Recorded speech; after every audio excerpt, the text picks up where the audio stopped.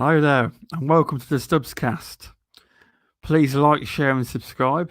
The Stubzcast is where Stubz talks to content creators about their journey into content creation, and they share tips and tricks, and hopefully people learn something at the end of it. If you'd like to check out www.bg4ghub.com, it's a cool new gaming website. And this week we have a Centurion 1307. How are you doing, my friend? I'm doing pretty good, Stubbs. How you doing, buddy? I'm okay, thanks. All right. Well, it's good to be here. I totally feel very humbled and privileged that you actually invited me to be on here. I'm actually shocked that you would actually want to ask me any of these questions. You know, I call you the rising star of YouTube, so I really appreciate that. But it's actually kind of funny. You were here before I was, because I remember. Oh my gosh! It was when me and you met on an episode of Boomstick in the Chat. It was, I think it was Breakfast with Boom. Probably was. And we started kind of DMing each other on Twitter, and all of a sudden, I wanted to get into full content creation, something you had already been kind of playing with. Yeah. And now here we are. Exactly. I mean, I'll be honest. I haven't made a video since last year. Oh, so wow. I'm gonna try and get back into that because I got my show next week, but after that, the Stubzcast is going once a fortnight. Is instead. Well, now just because you're not creating, like, you're sitting down hammering out thought out video, you're still creating content. Oh, I know that, but I want to actually get back to making videos again. I do, so it make it a little bit easier not having. I do enjoy just doing the Stubzcast weekly, but there is preparation work and stuff like that, and I feel that giving it once a fortnight will, if I want to do anything else or even go out or whatever, you know, I can some weeks, and then I can also do videos and do a bit more content as well. I do know the Stubzcast is content creation, as we had that discussion a couple of weeks back with Husk, because I got somebody wasn't very happy with me for saying what I said, you know. Well, I got view-botted that stream as well. Wow, I don't even know what was said, but you know, that's the joy of kind of. Oh, it wasn't no bad. It's just something someone said to me in private. But it wasn't. I would just say I got told the Stubzcast isn't content. That's all. Oh, I remember that. Yeah. So, you know, yeah, content is content. There's different forms of content with different kinds of labels. Exactly. Welcome, UK Dazarus. Welcome, Dreadpool. Welcome, Indy. Welcome, Mr. Tushi. And welcome, Sonshu. Have I said it right, Centurion? It's Sonshu, or oh my god, I know. PTK Blam says it's so much better than me. I am so sorry if I'm mispronouncing it. But yeah, Daz, you are right. I do keep saying I'm going to make a video, but I will actually make a video.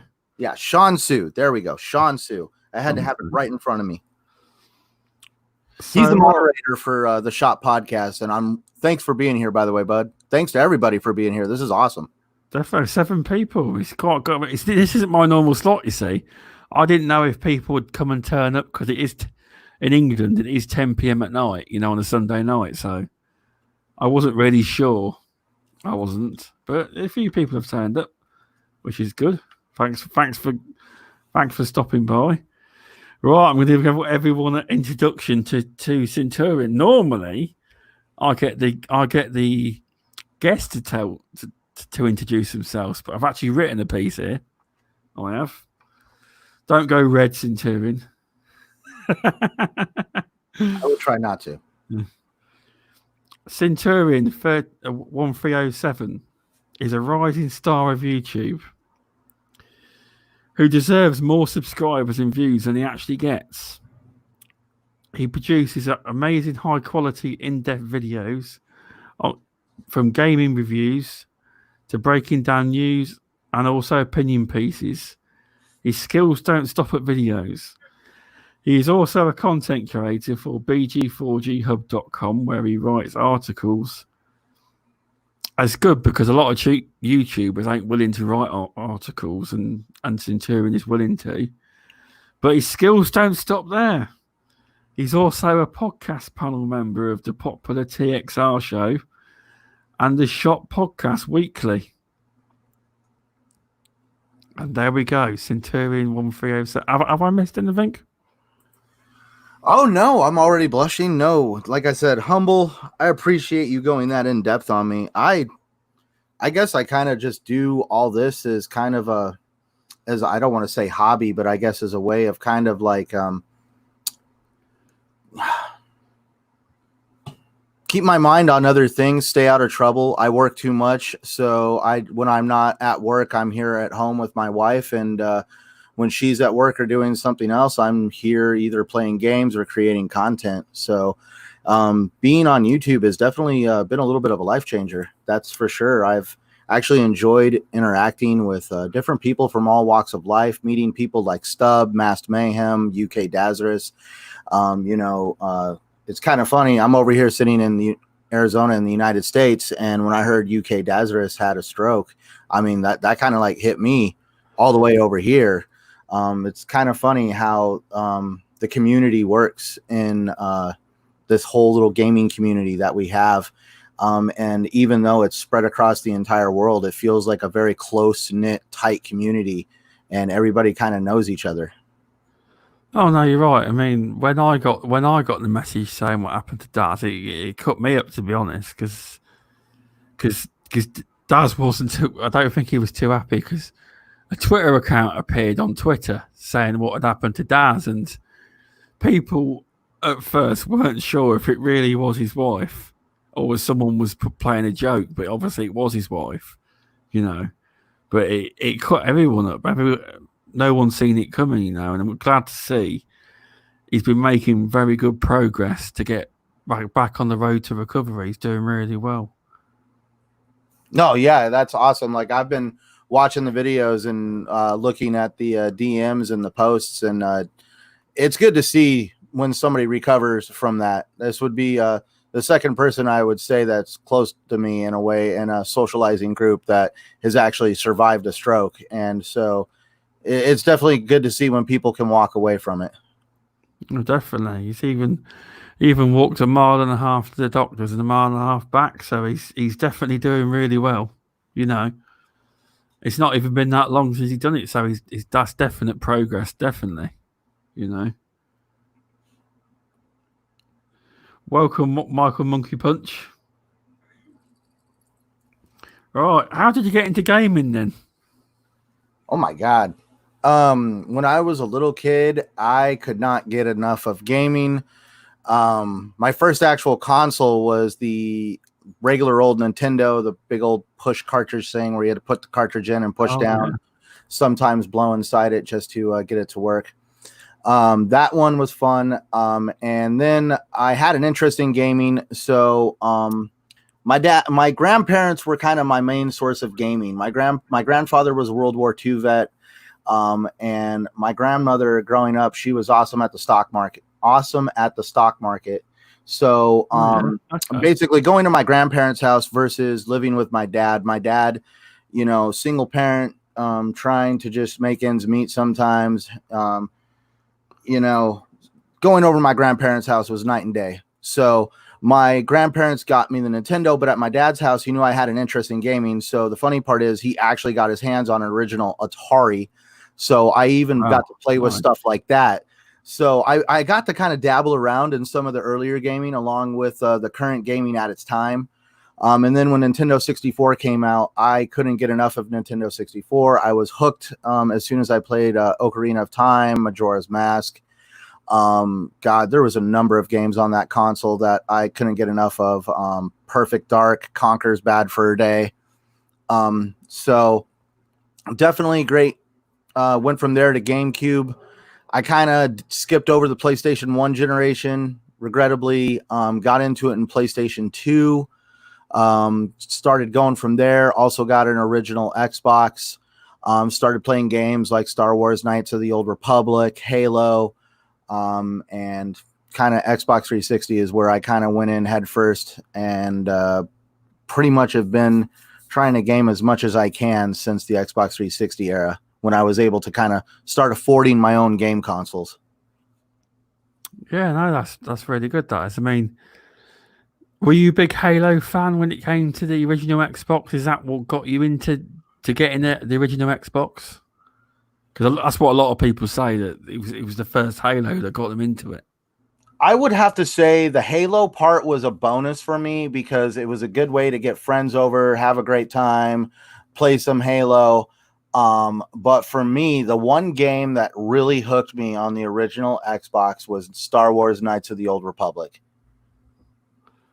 I hadn't really did the whole PC thing very heavily.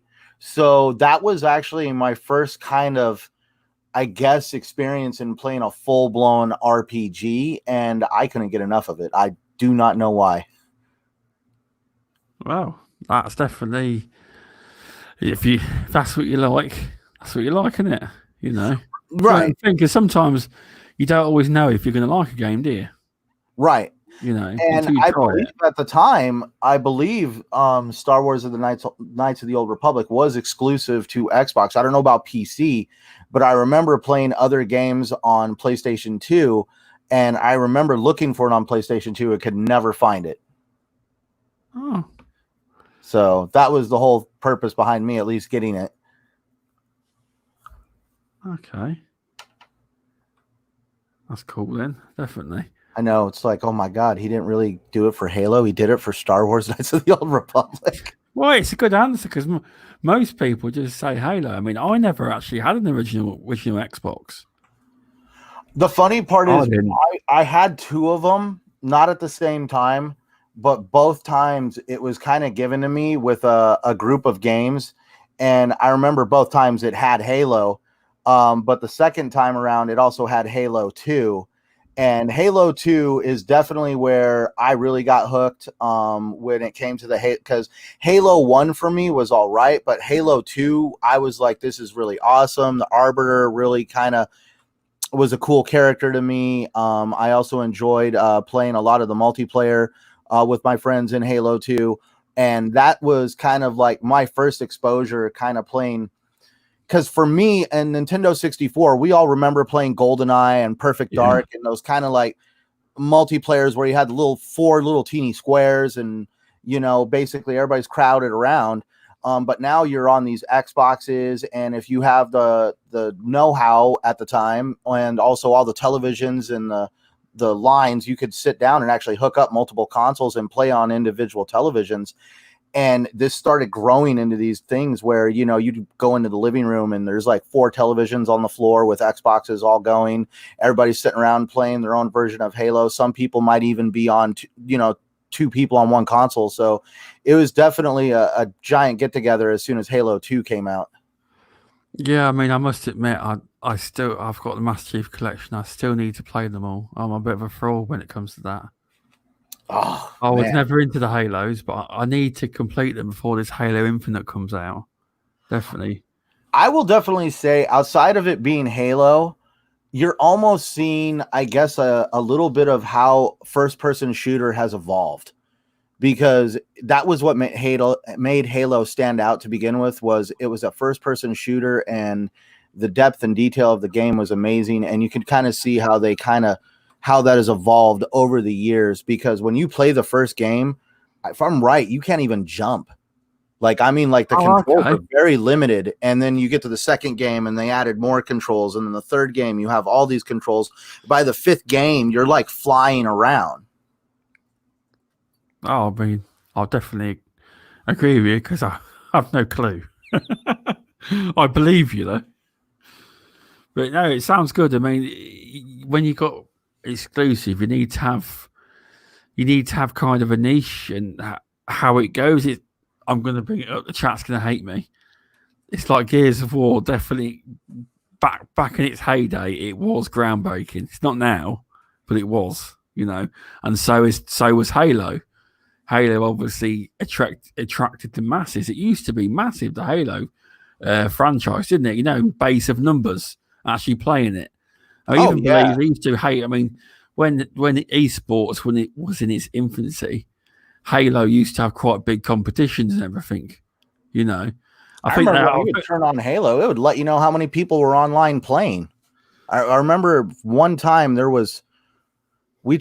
and my buddy turned on our Xboxes to play Halo 3, and I remember it saying something like there was 1.7 million people playing Halo at that time. Back in the day when they actually let you see the numbers. Yeah, that's why I'm just saying, like they don't show that stuff anymore. Not that I'm complaining. That was back in the day when they plastered the number right on the screen, like, hey, this is how many people are in the server right now. Yeah, they even used to do that on the Call of Duties back in the day. Modern Warfare 3 used to tell you how many. It's not a thing to do now. You know, I don't know why. Well, we all know why, because if you see the numbers now, you'll get some YouTuber make a video. Oh, there's only 2,000 people playing this game. It's dead. You know, Yeah, it's like that kind of thing. You know, but I want to ask you about a story you told about me a while ago. You could be a multi-millionaire by now. Do you remember you told me that little story about when you were younger? About you thought about an idea about recording your console. Oh God, yeah. You'll be a multi-millionaire by now. I know, it's kind of I can't believe you remembered that. So the story is it involved Star Fox 64. I was a little kid. I figured out how to hook up a game console to a VCR and actually record yourself playing. And I did it. Like, it was like an edited, like, little short film for Star Fox 64. And I remember showing this in my computer class, and the computer teacher thought it was awesome. But the downside is, like, there was comments from the kids that were like, who would sit there and watch someone play games? That is so stupid. And fast forward to today, and I'm like, wow, I totally what's all kids do now?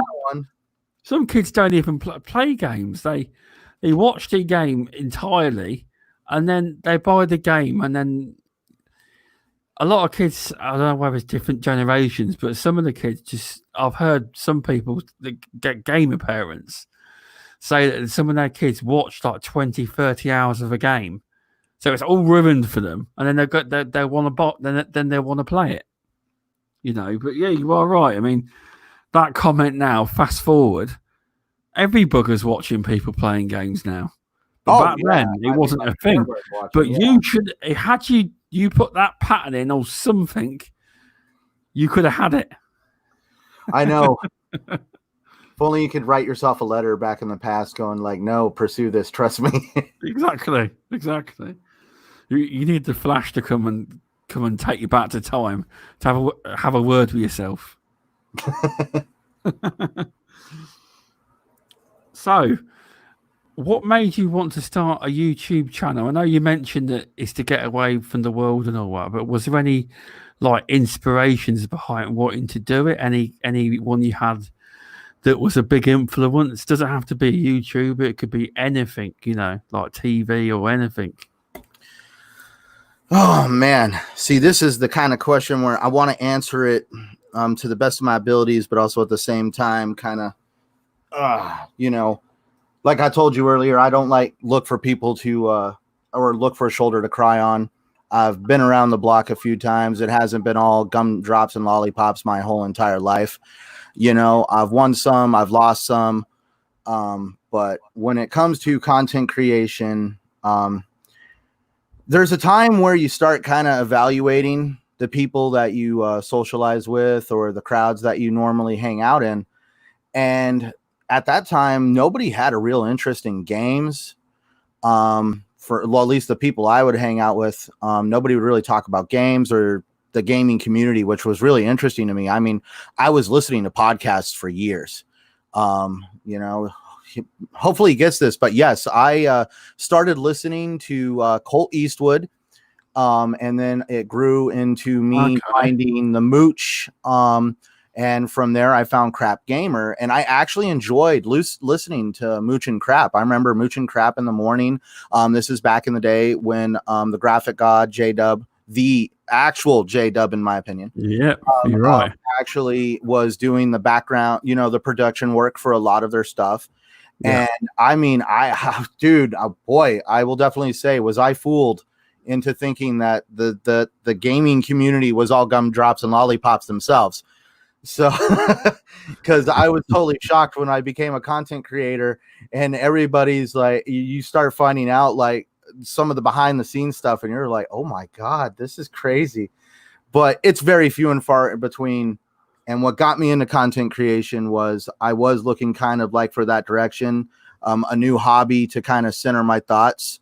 And because, I don't like to advertise, but I have battled depression in the past. So when I heard stuff from other content creators, very, very respected content creators, I'm not going to repeat their names, just because, it's in their content. So, but these are very respected content creators that actually used content creation as a way of steering their thoughts during their depression. And I remember my wife for Christmas giving me a microphone, totally surprising me. And she's like, you now have no excuse, go and start doing the content creation thing. And for a short time, I had a website. We were even talking about it this morning. Yeah, because I was asking you if that was. Yeah, I was asking you if that was still in commission. The funny part is I went to go on it today. I was like, it's gone. Where's it gone? I've got the website link wrong. Yes. No. I still own the domain name. I did hold on to the domain name. The website is actually still living, kind of in a cloud server. But I didn't basically publish the website because it does cost about a couple $100 a year to publish a website. And this the website was up for renewal in January of this year. And we were having all these talks about, COVID-19 and lockdowns and people being laid off and economies completely collapsing. Basically you kind of got a little worried. So, who wants to look their wife and say, hey, I want to, drop a couple $100 on a website right now. And even though it is something that I'm passionate about, I had to definitely make that real life decision of, I'm going to kind of just hold on and see how things go. I have had thoughts about restarting it, but that's where I've actually enjoyed being able to concentrate more on not only creating my own content, but also creating content for you guys. I've also done a couple other pieces for the Iron Lord. You need to probably specify what you mean by you guys to other people. Well, you're part of BG4G. I apologize. I know I'm part of BG4G Hub, but it's kind of funny. I feel like I was invited in to help you guys, and I am so appreciative of it. And I definitely, I guess in my own mind, feel like I haven't earned the, exact title to walk around and say, BG4G Hub for life. But that's definitely because, you guys all work on that website. I constantly see what you guys put on the website, the articles that come out, the games you guys review. It's a very active website. It's enjoyable to go to compared to a lot of these big media websites. And to be able to write articles for that website has been a definite amazing privilege. And that's where, I guess, with content creation for me, I just enjoy creating content, whether it's sitting down, writing an article or creating a video. It's kind of funny. A lot of people don't really think about what goes into sometimes creating a video. I'm pretty sure there's some do, but there's videos I have on YouTube that I've got 10, 15 hours in recording and editing and just making sure that at least it met my standards because I'm my own biggest critic. Yeah, you are right. Sometimes you can put all that hard work in and then like 5 people watch it, and it's probably, it's quite, it can get you down, can't it? No, it spent all that time doing it, and it's. Definitely. But at the same time, you appreciate the fact that even one person took time to kind of listen to you. Exactly, but yeah, it's what's it? Yeah, it is really. Saying that, I can't remember how long it takes to make a video. It's been that long. Well, sometimes also it takes hours because you're just arguing with video software that wants to do whatever it wants to do. Exactly. But I know you use good software. You do. Oh, dude, Adobe may be good software, but it is also very angry software at times too. I could imagine. I could. welcome Z Black Rider, and welcome BG4G Hub. I did see you in there earlier, and welcome Mass Mayhem, because it was probably Mass Mayhem logging in on 2 accounts. But no, because I remember when I seen your video, and you made a video about, you made a really good video, and it was talking about basically how bad Metacritic was. And then I spoke to the lads from BG4G and said, this guy is really good. You need to see if you can get him. Then so I reached out to you and see if you're interested in coming into BG4G. And I'm pretty sure it was that video where I showed them and they're like, yes, see if we can get him, you know. Can you remember that video? It was very, very good, that was. No, I remember it. Some of my earliest work, so it's not my best. But that's where it's kind of funny. Like, I'm not against Metacritic. It has a purpose and a place. The bad part is the gaming industry is the only industry that allows Metacritic to actually affect an employee's pay or wages or bonus, whatever you want to call it. I don't really know of too many industries that basically kind of say, hey, we're going to base your pay on the consumer's review of your product, or at least the big gaming media websites. Because, I mean, like, you read articles, I believe it was Fallout New Vegas. The developer who did Fallout New Vegas, there was a clause in the contract that stated if they got like it was a 95. It was either a 90 or above or a 95 or above. They would get this huge payout bonus, and the Metacritic score hit 1 point below what they were supposed to get. And, you know, it's kind of, it's stuff like that where it's unusual to me, because definitely you want to reward our performance, but the only problem is the actual Metacritic algorithm is based on not only who is doing the review, but also the popularity of the site doing the review. So a more popular site like IGN or Gaming Bolt is going to have more say so over that review score than a site like BG4G Hub, if Metacritic even listened to them. That's where it's kind of like, I don't agree with that. I just believe that votes should be equal, not this guy's more popular than you. It starts turning into schoolyard BS. And so when I kind of started reading about how the Metacritic algorithm is very complicated, and Metacritic has also never revealed this algorithm. It's kept in-house. They don't want nobody to understand how it works. And it seems like a lot of smoke and mirrors. And I don't think that something like that should affect someone's pay. That's my whole thing behind it. No, you're right. I mean, in most industries and business, when it comes to, I mean, these games ain't cheap to make. Even, you know what I mean? In most places, you'd look at, well, this is how much the games cost us against how much we've made back. Now, that's how you work out what's worked and what hasn't. Not, oh, you've got a good review score, that's how we're paying you. Normally, it's based off how well a game sells, or say now they've got PlayStation Now and Game Pass. They must work it off how much revenue comes off that as well. But no, we have to go to a one website that dominates the industry, like you say. Oh yeah, and it can even get weirder. Like with Gearbox. Gearbox has a very unusual pay structure. Gearbox actually pays their game developers below average salaries for a game developer. So they're actually paid less than the average pay for a game developer. And these are the guys that do Borderlands. And I believe they're also doing the PS5 exclusive. Oh my God. Godfall. Yep. Now, they have this weird pay structure that's based on the performance of the game. And everybody knows that Borderlands 3 did absolutely amazing when it came to sales. But because of decisions that the employees really had no control over these decisions.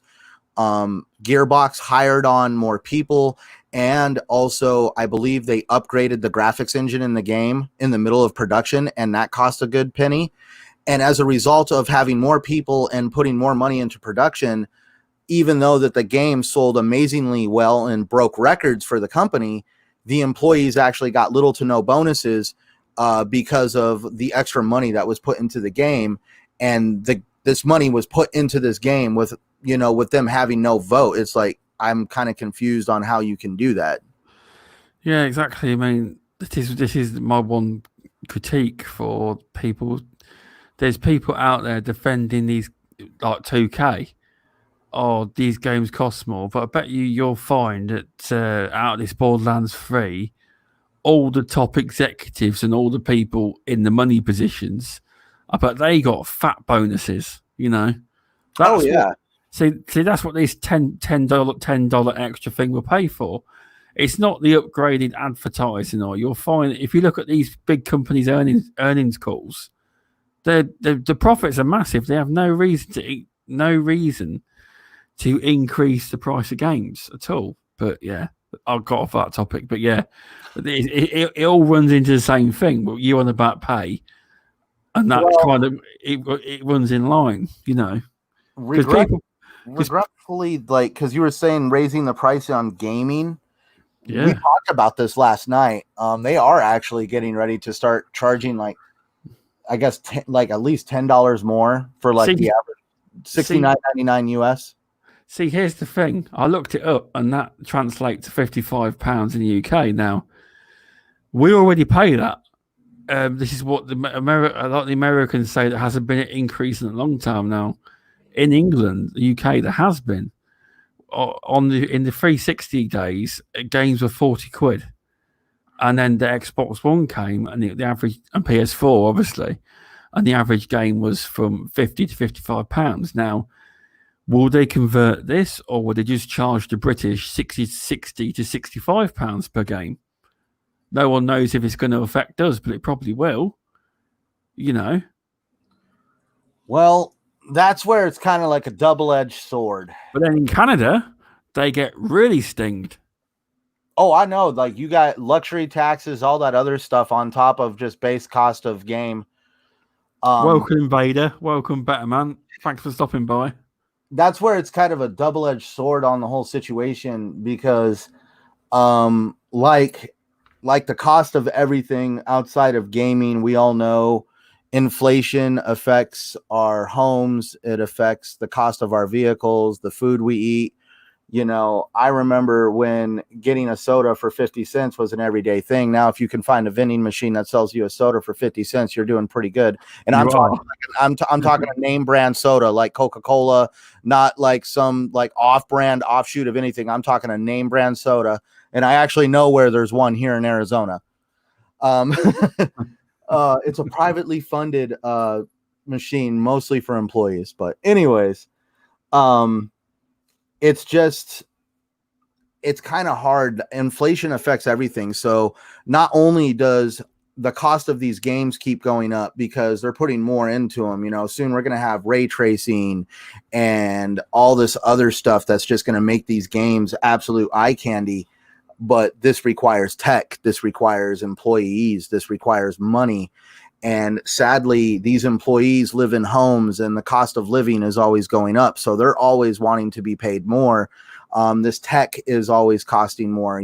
There's this huge debate on what these new consoles are going to cost, because how do you have consoles that are capable of what they're going to be capable of, whether it's a PS5 or a Series X? How is this going to be possible for between $500 to $600?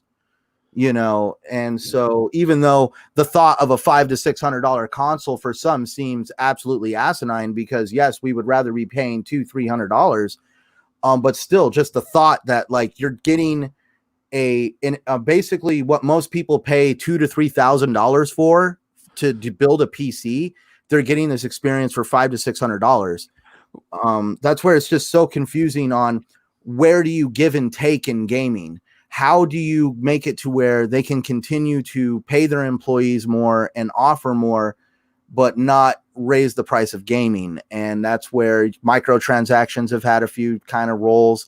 Don't get me wrong. Some companies like EA and Activision have gone out of their damn mind with microtransactions and season passes, and the whole market is now flooded with nothing but microtransaction trash. I have no problem with microtransactions when it's cosmetic or it's a little bit of DLC, nothing that's going to break the game or have it turn into a pay to win. But now it's just, what do developers do when they're told that they no longer want microtransactions? It's kind of like they're being put into this position where do we raise the price of gaming? Because like, let's use Halo Infinite, for example. They're reported to have like 500 million wrapped up in their development. That's a lot of money to kind of earn back over time. Exactly. I just want to address She's Now Elite. Yes, it's normally on a Saturday, but due to scheduling, Centurion can only do Sundays, so I just switched it up to Sundays. Normally, but no. So, but yeah, private thing. I work right now. I'm doing 53 hours a week, working 6 days a week. Yeah, I work. Sunday is my only day off right now, and I really wanted to be here. So sorry, because we had been talking about it for a good few months, and you were like, "Yeah, oh, come on, I'm gonna have to be doing it on a Sunday." And then eventually we got it sorted. We did. Eventually, yeah. But no, you are right. I mean, I wouldn't mind so much if the games went up, and you knew for a fact that them employees that are working on the game were going to get paid more, but they're not going to get paid anymore. It will go on paying for the new tech they've bought or whatever, and into the back pockets of their investors,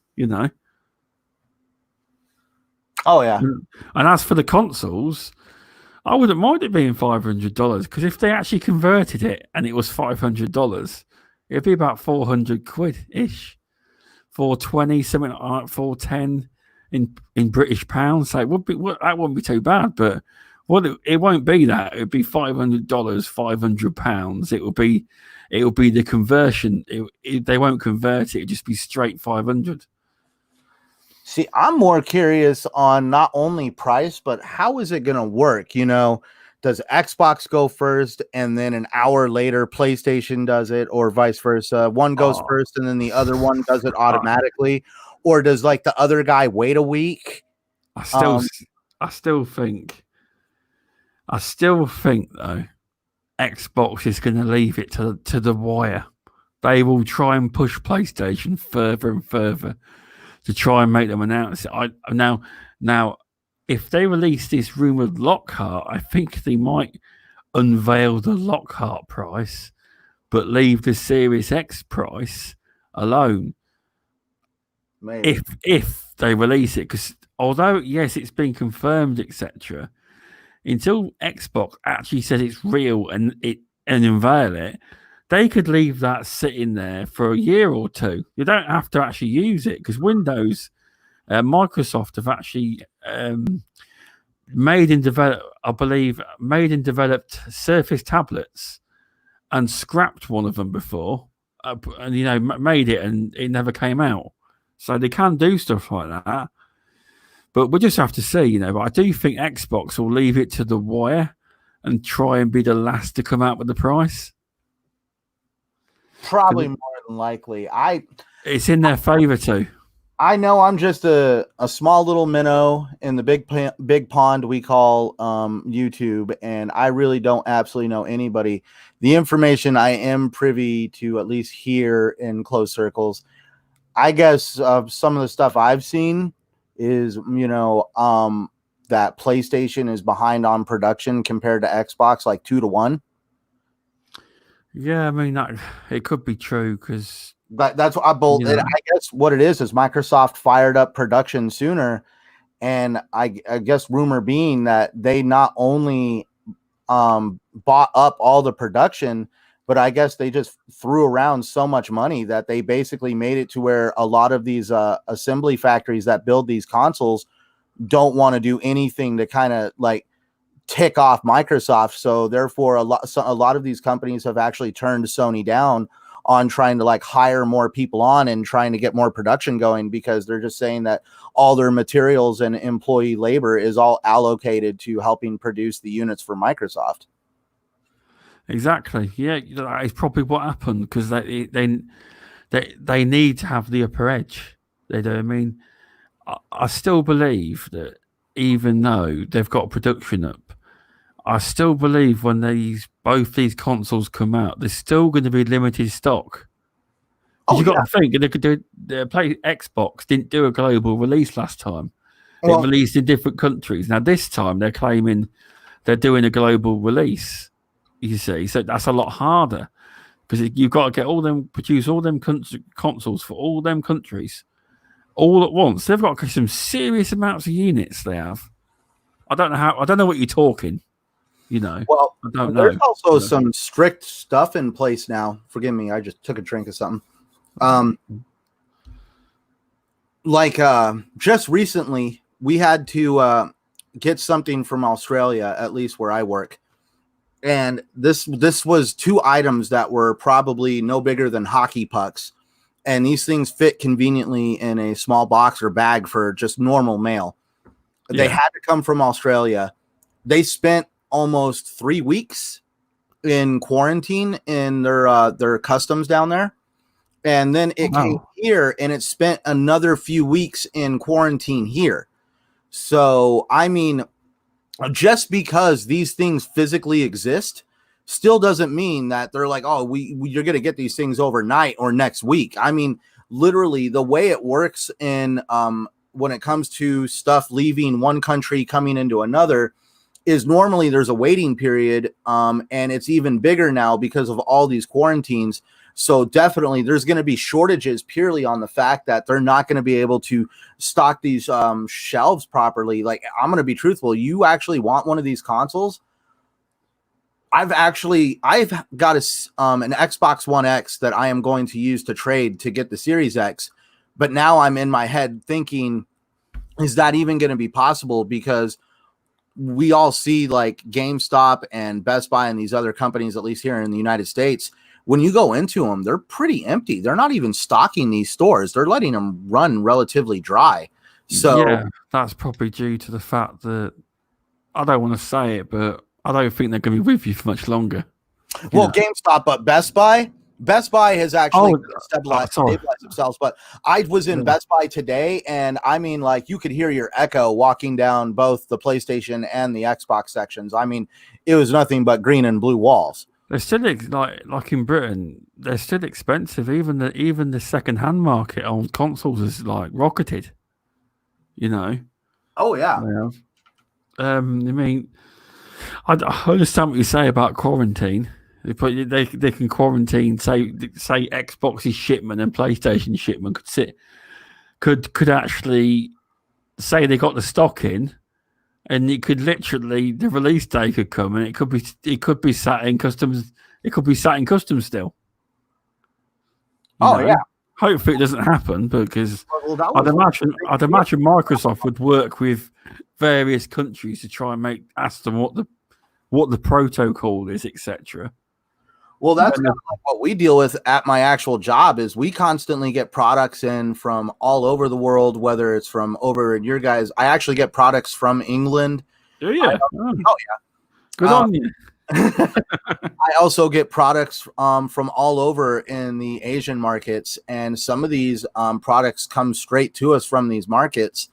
And I remember at the beginning of all this, they were talking about like, well, what's the protocol of handling, products that have been shipped internationally and have actually exchanged hands. And, you kind of feel ridiculous actually kind of handling cardboard boxes with rubber gloves.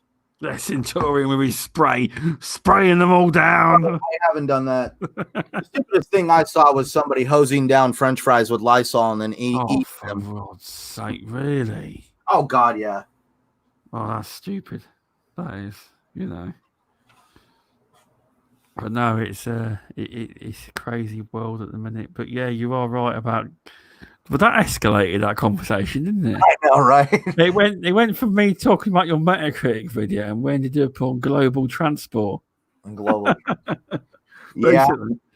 Well, speaking of, like, you guys want to see some stuff one of these days? Go back and watch the original trailers for The Division. Okay.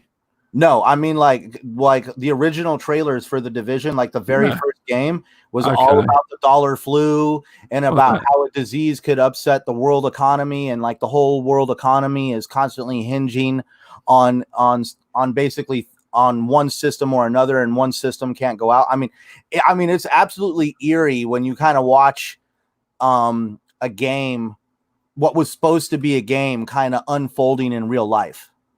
Exactly. No, you are right.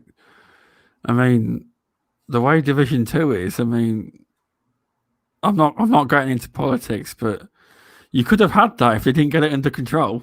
I'm not going into it because the chat would go crazy, but Right. it could have happened if they didn't get it under control. Oh yeah, no, Yeah.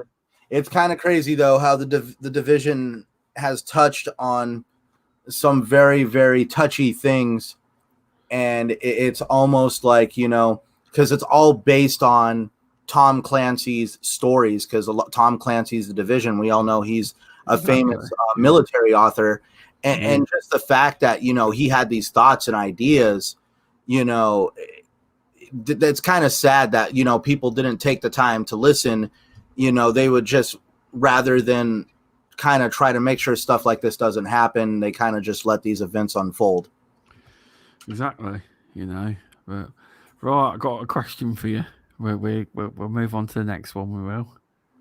That was quite a fun subject. That I came up with based off your video, and it sparked a good conversation. It did. Right. What content do you like? Do you like producing the most? Like reviews or written pieces, or opinion pieces, or like the video you done where you had Thomas Muller on TXR, and where you made a proper video out it about what he said in an article. Do you prefer that more? You got a preference? I would say it would probably be more towards, excuse me, that whole video with like Thomas Muller.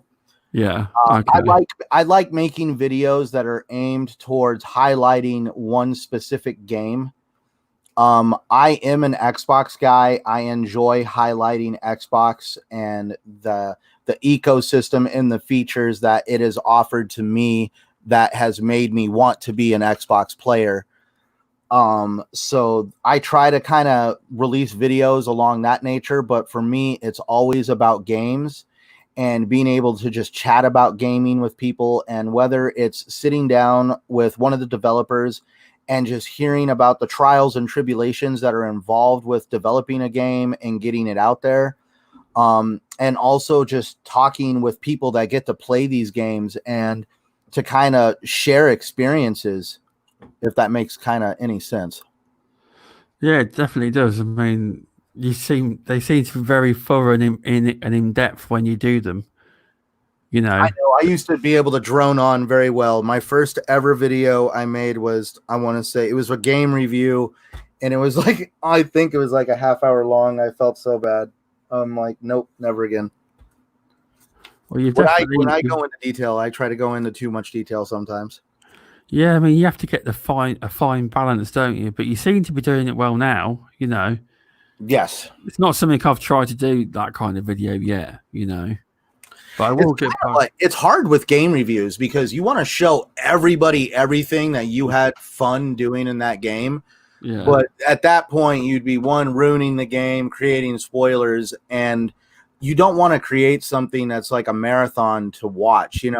It's one thing to listen to a podcast that's a couple hours long, but to actually sit down and watch an actual, visual piece of content that's like 15, 20, 30 minutes long, it takes a very dedicated follower to want to do that. Oh, it does. Yeah, it does, because it's like they say, the algorithm on YouTube, it prefers 5 to 8 minute videos.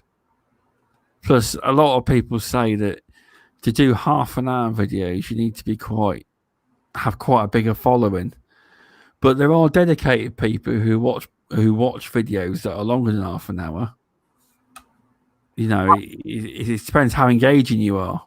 Well, there's like some videos I do watch these guys, but I guess I watch them just purely because I'm like, it's kind of fun to see like what's going on over in Twitch right now. Like I don't go on Twitch. Sadly, I don't stream games, so I don't know a whole lot about the culture over there.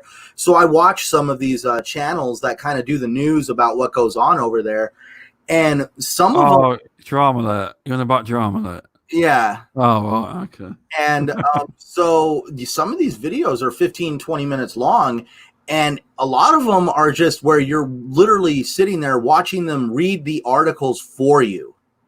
Yeah. So, I mean, you could, like, if you basically go on the concept that, I'm just going to link the article down below if people really want to get into that much depth on the article and read the whole article.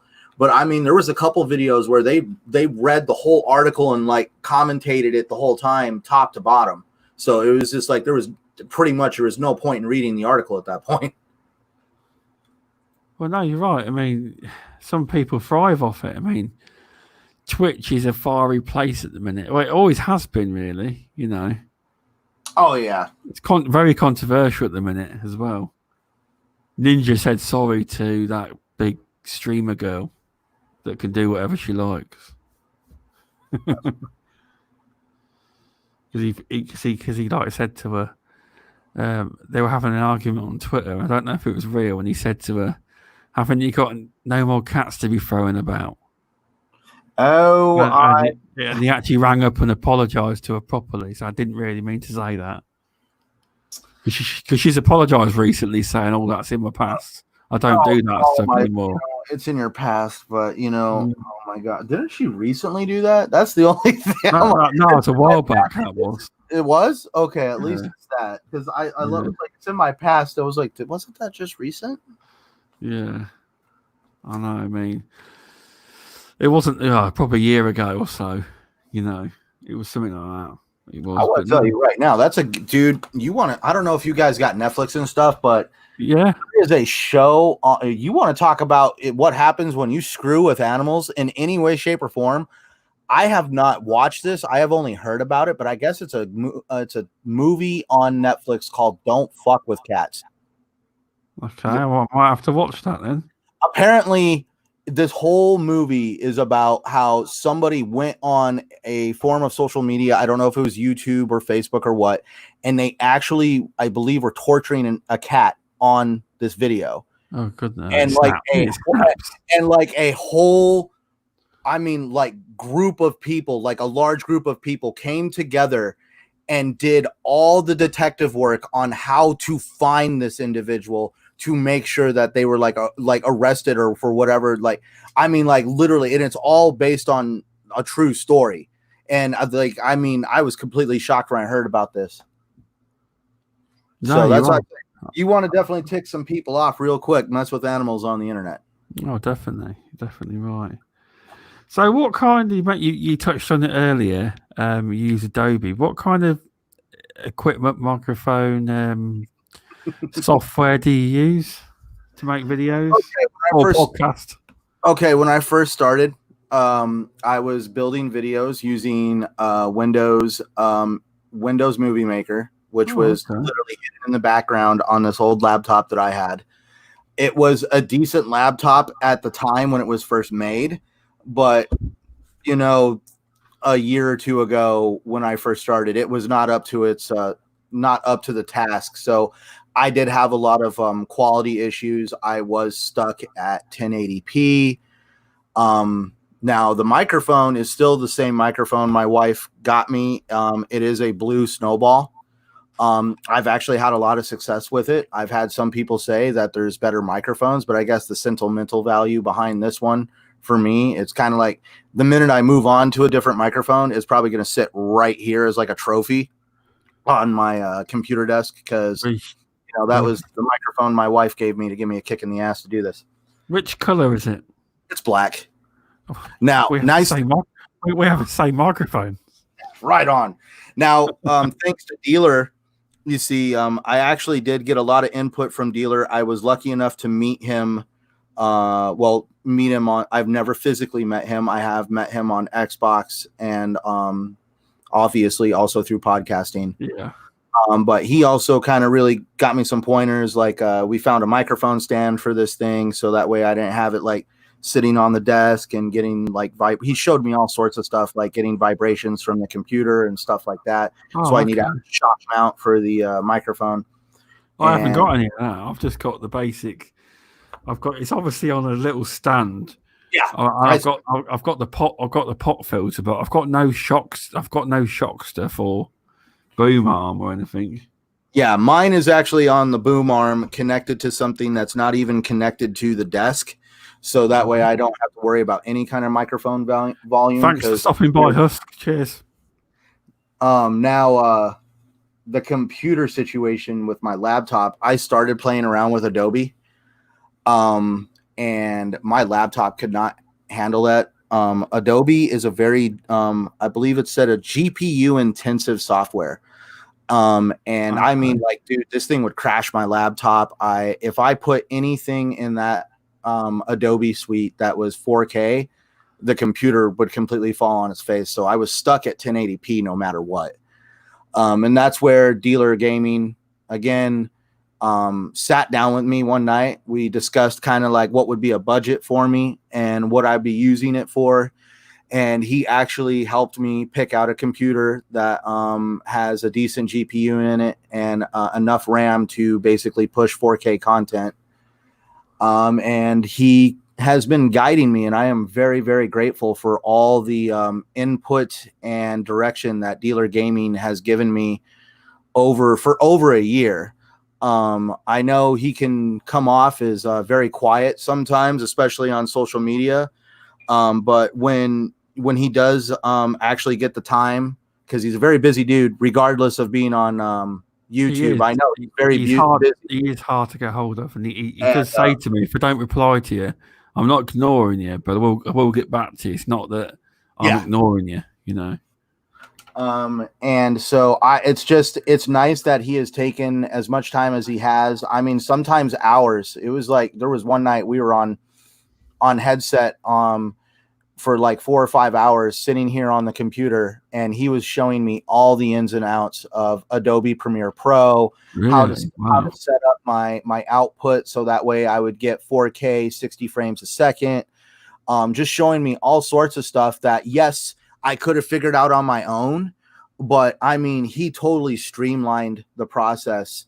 And basically it's like having somebody who Dealer Gaming is amazing at what he does. And the fact that he took the time to actually teach me some of what he does to be as amazing as he is, it was very grateful to me.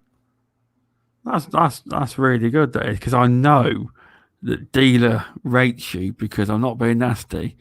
You've been on RDX, and he doesn't, unless he thinks a lot of you, you don't get an invite on RDX. You know. Yes, that day. Oh my God! I mean, I was so grateful he invited me. I literally left work early that day and everything. My manager was so annoyed. I was working somewhere else at the time. He was so annoyed.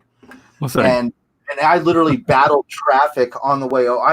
The show started exactly as I came into the basically the chat into the podcast. Like he didn't even know. If you listen to that podcast, you will actually hear him say, "Oh my God, Centurion, you're here! You freaking snuck in here like Batman!" Like, I mean, he totally didn't see me come in. Yeah, we all know, Daz. You've been on RDX. Daz has been on Daz has been on just about every podcast you could imagine. See, now here's that. That's what I'm saying. For listening for years on podcasting. Like I said, I listened for a few years before I ever even started like typing in the chat or getting on Twitter and starting to be involved in all that. I just was a listener, and I would always hear UK Dazarus almost every show I listened to. I was just like, who is this UK Daz dude? Everybody knows him. He's moderator the universe. Yes. But no, believe it or not, Dealer does listen to the Stubzcast a bit as well. He doesn't always appear in chat, but he's told me before. He says I lurk sometimes. So he says I might be in there. You never know. Which is nice, really. He checks it out. You know, doesn't have to, does he? You know. No, and every once in a while he'll pop in on TXR or the Shop podcast. man. Or you just gotta also. You could be playing. The funny part is you could be playing Xbox Live, and out of nowhere, Dealer Gaming just sent you a party invite, and it's like, all right, well. Because he mentioned to me about playing sometime, but we haven't actually sorted it out yet. But yeah, that's pretty cool of him, man. He's welcome, born distracted. But no, that's quite interesting what you used. Have you got a beast rig now? What, a computer? You got about £25,000 rig here. No, I do not. I'm joking. No, actually, it is a very base computer. It is only used for editing software. Like, I did kind of like get aggravated. Like, I just recently got a capture card, but I bought an internal capture card because I wanted to be able to hit that 120 frames at 4K. Okay. But the problem is my motherboard actually needs to be upgraded because I believe it's like a Ryzen 2700 and an RTX 580, but my motherboard, it wasn't exactly kind of the best one they could put in there. It has no slots in it to expand anything. Did you do the research before you bought this card? No, we did do the research. We bought it. Okay. We bought it specifically for what I was planning to do. And at the time, I had no desire to get a capture card because the DVR and the Xbox One was working just fine for me. And it's actually been kind of having its issues. And the funny part is I've actually been kind of figuring out what's wrong with it. I've actually relayed some of this to David Preen so that way I could at least pass it off to Xbox, because don't ask me why. It's when I get time sometimes I like to kind of like figure out a problem. And when I bought this external capture card, when I turn on my PC, it lets you know when something has copy protection on it. And when I first fired this card up, it was like you have copy protection turned on, and it was the Xbox. And the funny part is and the funny part is it was playing a game. It was Elder Scrolls Online. So I was just like, well, I'm not normally, it's because it's called HDCP. And it's normally associated with when you're watching a Blu-ray, 4K disc movie, Netflix, Vudu, something that involves actual copyrighted, entertainment, an actual movie. So when you turn this stuff on in the Xbox is supposed to turn on the software that is supposed to prevent it from being copied, even with an external card. And when I hook this card up, it's basically telling me that this is all turned on and I have nothing on the Xbox but ESO. So I went into some chats, read, and I found out when you reset the Xbox, this actually stops. And it's because you're resetting all the software in the Xbox and you're turning that off. So anytime you run any kind of an application, even if you because it does it with Blu-ray discs too, at least this is what I've discovered. Okay. Anytime you watch the WWE Network, Netflix, Hulu, put in a Blu-ray movie, that software turns on and it will not turn off. I'll have to try this, because a lot of people have told me about this. This is in 4K. I didn't have these issues when I was messing around with the 1080p switch. I don't do the 4K. When I was recording in 4K, it was totally screwed up. I can't record very much anymore in 4K unless I actually physically restart the Xbox. And no, this is not just my Xbox. I have two Xboxes and they both do the same thing. So this is a software issue, not a hardware issue. So it's not something that the developers have put in to protect their games. It's something the Xbox is physically doing itself. Okay. Yes. Now, the funny part is on a PS5, you can go in and actually turn this software off. And when you do this, you get this disclaimer that says anything illegal that you now do with the PS4 is now it's on you. If you you can't do it on Final Fantasy VII Remake. Maybe, probably. I don't know, because that's the other thing is they do a lot of stuff like that, like where they will build it into a game, and during certain cutscenes, it will come on. Yeah, because I know someone had to buy a capture card to do it because they kept recording on the PlayStation 4 DVR, and all this writing was coming all over even in normal gameplay. It was all written over the top. This is copy protected, all over it. You couldn't record it at all. So they had to go and buy a capture card instead. So yeah, like even Mass Mayhem is even seeing it too. Yeah, you got to reset the console to get it to turn off. And I had luckily from being on TXR, I am so grateful that they asked me to be part of that amazing show. I was able to meet David Preen in November of last year and sit down and do that whole interview and chat with him about the Elite Series 2. And about a week or two ago, I hit him up in his DM on Twitter, and I basically put it all in the Twitter feed about what I've been doing and how I've been playing with the console and getting it to do this. And I'm pretty sure this is something that's just occurred because, yeah, you mean PS4, not PS5. Yes, sorry.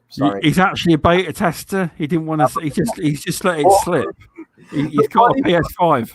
The funny part is when I reached out to David Preen, he came back and said, "Are you part of the take home program?" And I had to reply with, "I wish. Can you fix that?" Because I was just like, man, I thought take home was only for like made people and people who work at Microsoft. Why are you offering? But no, I just wanted to pass it off to somebody on saying, if this has ever come up or been an issue or a conversation at the lunch table and the break room at Microsoft, at least this is a starting point it's the copyright protection software in the console that is affecting the Xbox DVR.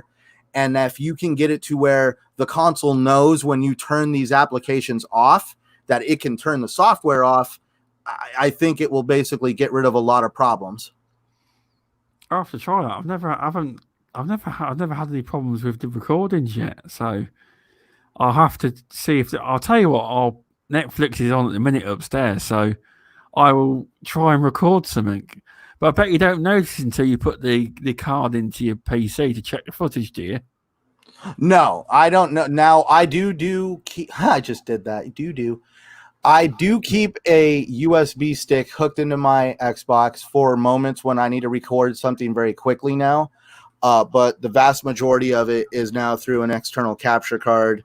And I feel so sorry for my wife because I've got like 60 feet of HDMI cord on the wall just to have the capture card near my computer and my Xbox on my entertainment center.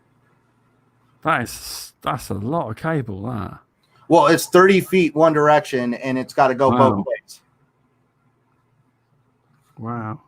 Yeah, no, that's a lot of cable. Oh, yeah. Definitely.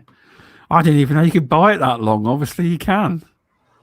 The funny part is when you're buying HDMI cable, if all you care about is 1080p, you can buy that stuff in like 100-foot lengths. When you start wanting to hit 4K at 60 frames a second, that's where you start having to run into length issues. Like this is the longest cable that I could find that didn't involve a repeater. And I don't know if people know what a repeater is in an HDMI cable, but it's basically the HDMI cable has the HDMI end, but there's also a USB end on it. And you plug the USB end into your television or your Xbox. And now that's going to basically power the cable. And this basically gives the cable enough electricity to actually carry that 4K signal the entire length of the cord.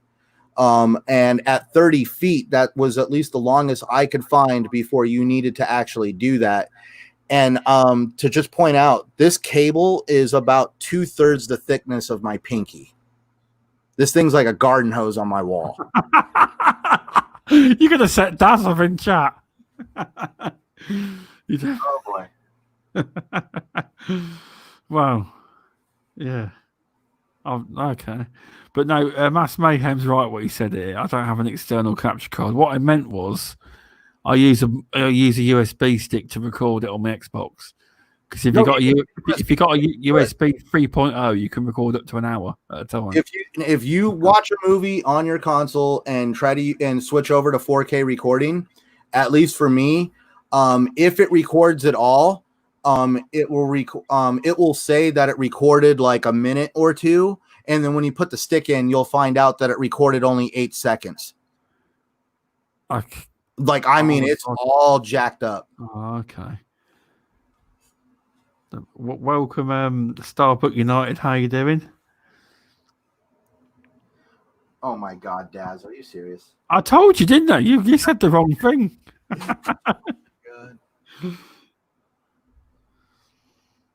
Dreadpool. I had that issue with the screen. Well, you're on about the green at the bottom of the mixer. I had this issue when I tried to stream off Mixer and use something called Restream onto YouTube. Because I was using my old original Xbox One, it had an issue with it, and I contacted Restream, and they basically said there was nothing they could do about it. It was the actual console that was causing the problem, the old Xbox. That green crap at the bottom. I don't know if you had the same situation as what I'm talking about, but I tried to use my Mixer stream and put it on YouTube ages ago, and I've got green, like a load of green stuff at the bottom of it, and they Restream blamed it on the actual design of the Xbox, the way it was jittering. So I'm not sure if that's what you're on about. So do you have any content creation struggles?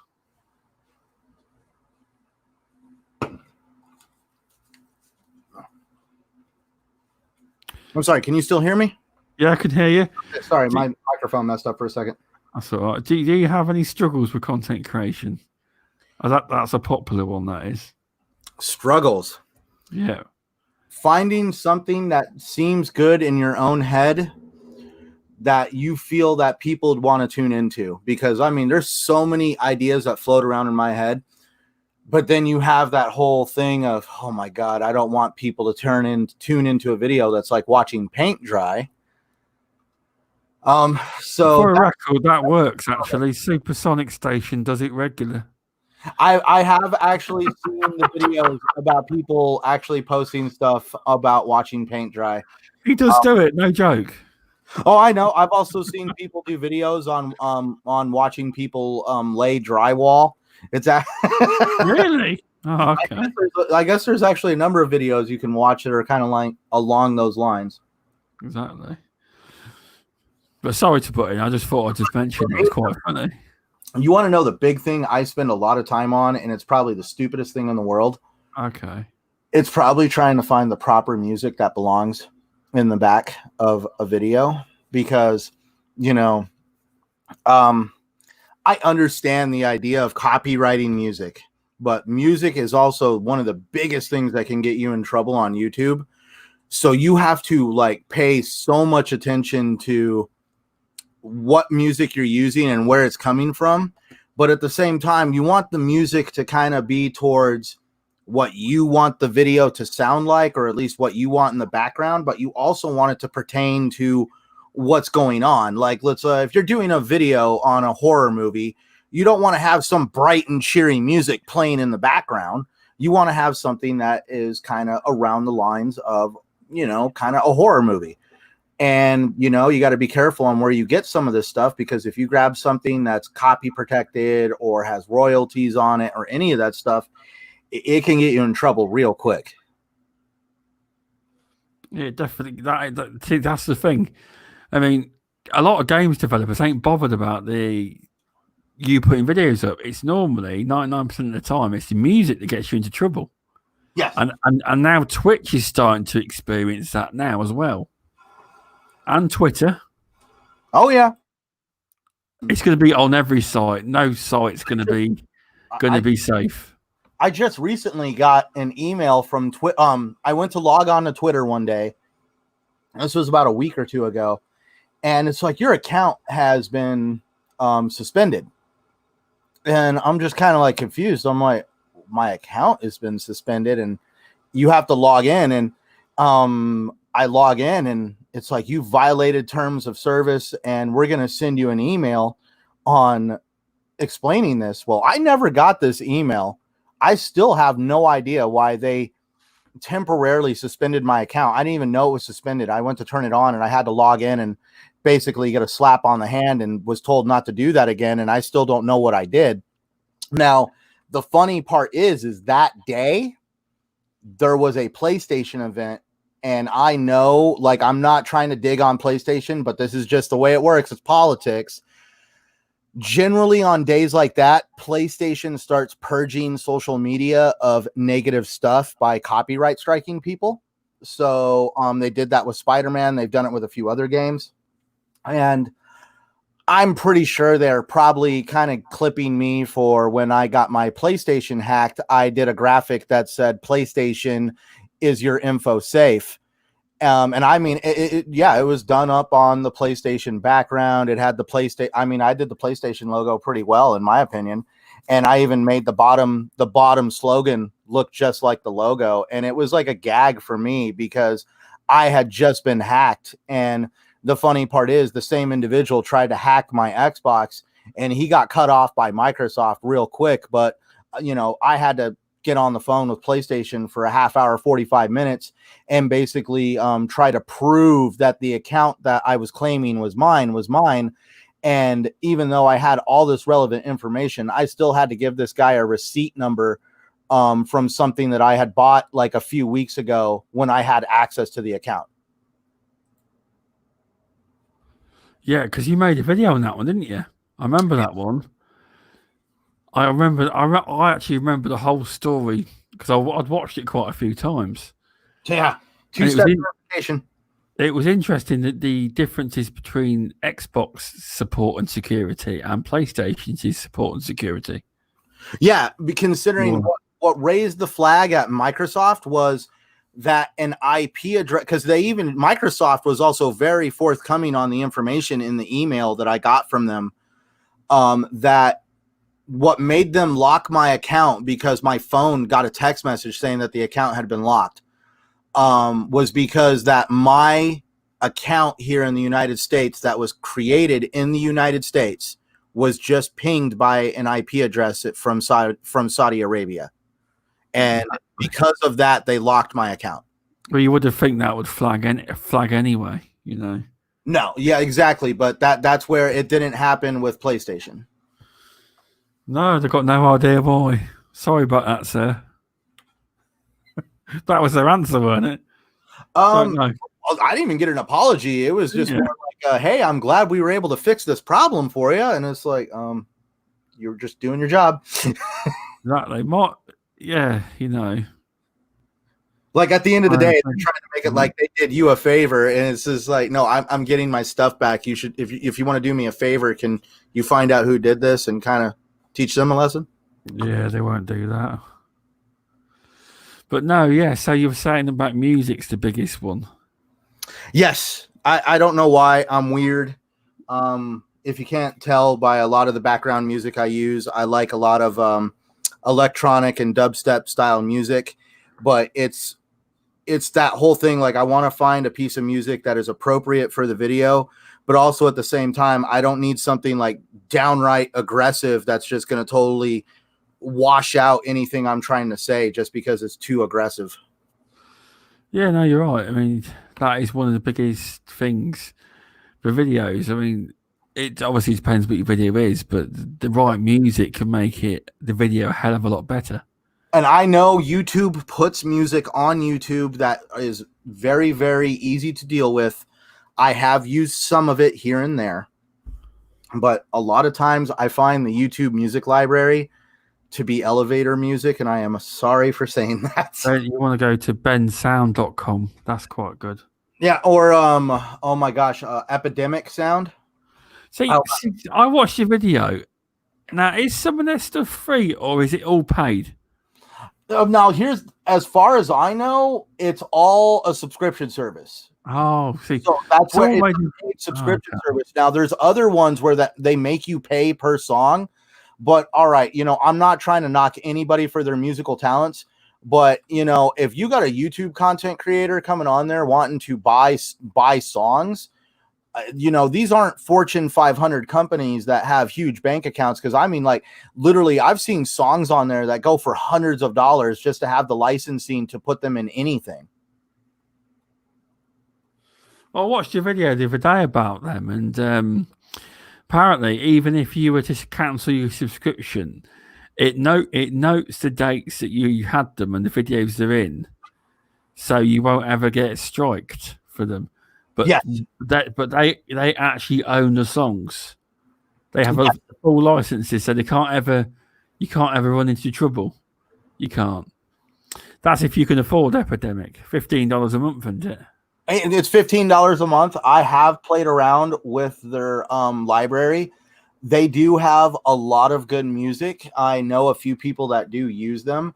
But for me, I guess I don't know why I keep gravitating back definitely to like no copyright sounds and just the electronic nature of the music. I don't know why. It just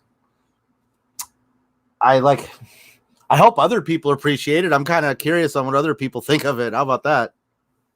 Wow. Because it's kind of like when you make somebody a meal, you don't want to always make a meal based on how you prefer your food. You got to think about the other people that are actually enjoying it. So that's where when it comes to content, just because you're happy with like heavy metal slasher style music, or in my case, like, electronic dubstep, doesn't mean that the person who is consuming this content always does. And so sometimes I do have those thoughts in my head on like this, would people want to see me branch out, or are they cool with what I'm doing? I understand what I'm doing is a reflection of me, but also at the same time, I do look to kind of also give people a little bit of what they want. Exactly, but yeah, you seem to make the right choices for your songs on your videos. I seem to like them anyway.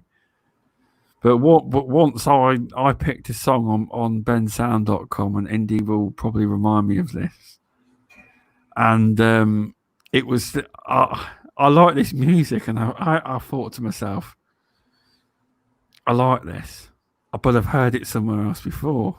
It turns out it was this music that Indy used. I was like, oh no, felt really bad. I never used it again, though. I didn't, it's one of them things. But Indy was all right. I did it by mistake, but I make sure now no one else is using it, or no one else I know is using it anyway. I think you remember me telling. I think I remember being in the DM that day. You actually found out that it was his music. Yeah, but I knew it because it's always Indy's music. But then it just slipped my mind. I was like, I know this music from somewhere, and I couldn't place it. And it wasn't until I uploaded the video and everyone was like they're watching it, and it's like that's what Indy uses. And he does not use that one anymore. I've put him off. But So you got him. So this got him to stop using it. Well, he just said it. He said he wanted to change his music anyway, but I haven't actually used that one since. I've got to actually make a video. Now, my biggest problem recently is, Daz and a lot of people in this podcast have heard me say, keep saying I'm going to make a video. It's what is called procrastination. I'm terrible. I should have made a video ages ago. But still, it's that whole thing of like, you want to paint a picture, but where do you start? Exactly. I have got some ideas. Just got to try and get the first video out, then go from there. That's where it kind of starts, is getting that first one out, and then you start doing another and another and another. And as long as your work schedule permits, you kind of keep up on it until, I wanted to actually have another video out this week. I'm hoping to have one finished up by tonight because, there's a lot of good stuff going on with Xbox right now. We're supposed to have, a week-long event coming up here towards the end of July. We're supposed to have like 60 game demos that we're supposed to be able to play. Halo Infinite coming, supposed to be hyped. We're going to see what they've been working on with that new slip space engine. There's some big theories about them demos. A lot of people, there's no accurate concrete evidence or anything. A lot of people think that one of the big mic drop moments will be at this event, and demo event because it's meant to be in the same week in it. The actual Xbox first party event is supposed to be. I don't know if it is. People reckon they're going to launch the beta there and then and say, beta's live now. Go play it. Yeah, for Halo Infinite. That's something I kind of said on the shop Theory. myself. It's a theory. Like they could come out and do that. Because it almost seems like a good time. Like everybody's ready to have some actual information come out on Halo. I mean, I got tingles when I saw that new Halo teaser that came out and they showed the symbol for the Banished. And I really hope Atriox definitely makes an appearance. I mean, I played Halo Wars 2 just because I wanted to see that story involving Atriox. Fanboy. Huh? You fanboy. Right? Definitely, it's going to it's going to be definitely time to do something like that, is put out the Halo multiplayer. Now, the question is it going to be a closed beta at first, or is it going to be a full-blown open beta? You never know. It could be a closed beta for those who are only Game Pass subscribers at first. Correct. And probably transitions into something where it's a full open beta. But if you don't have Game Pass, and if you don't have Game Pass by now and you're on your Xbox regularly, I'm sorry. I don't know what to tell you. Hopefully, you're not a hater. That's all I could say. Because it's just, you are definitely missing out on a lot of great games, and you're also missing out on a lot of great savings. Let's stop worrying about what developers are doing, because we all know developers are doing just fine. They're getting ready to raise the price of gaming, as a matter of fact. So let's worry more about ourselves, the consumer, and definitely let's celebrate one of the most pro-consumer products that has come out of gaming in a very long time. Oh, I've had arguments of people telling me it's anti-consumer. I have, I've had people say, "Oh, well, they're forcing you to have Game Pass." I'm like, no, they're not forcing you to have Game Pass at all. If you don't want it, you don't have to have it. Exactly. But the thing is, I actually own all the exclusives that I like to play.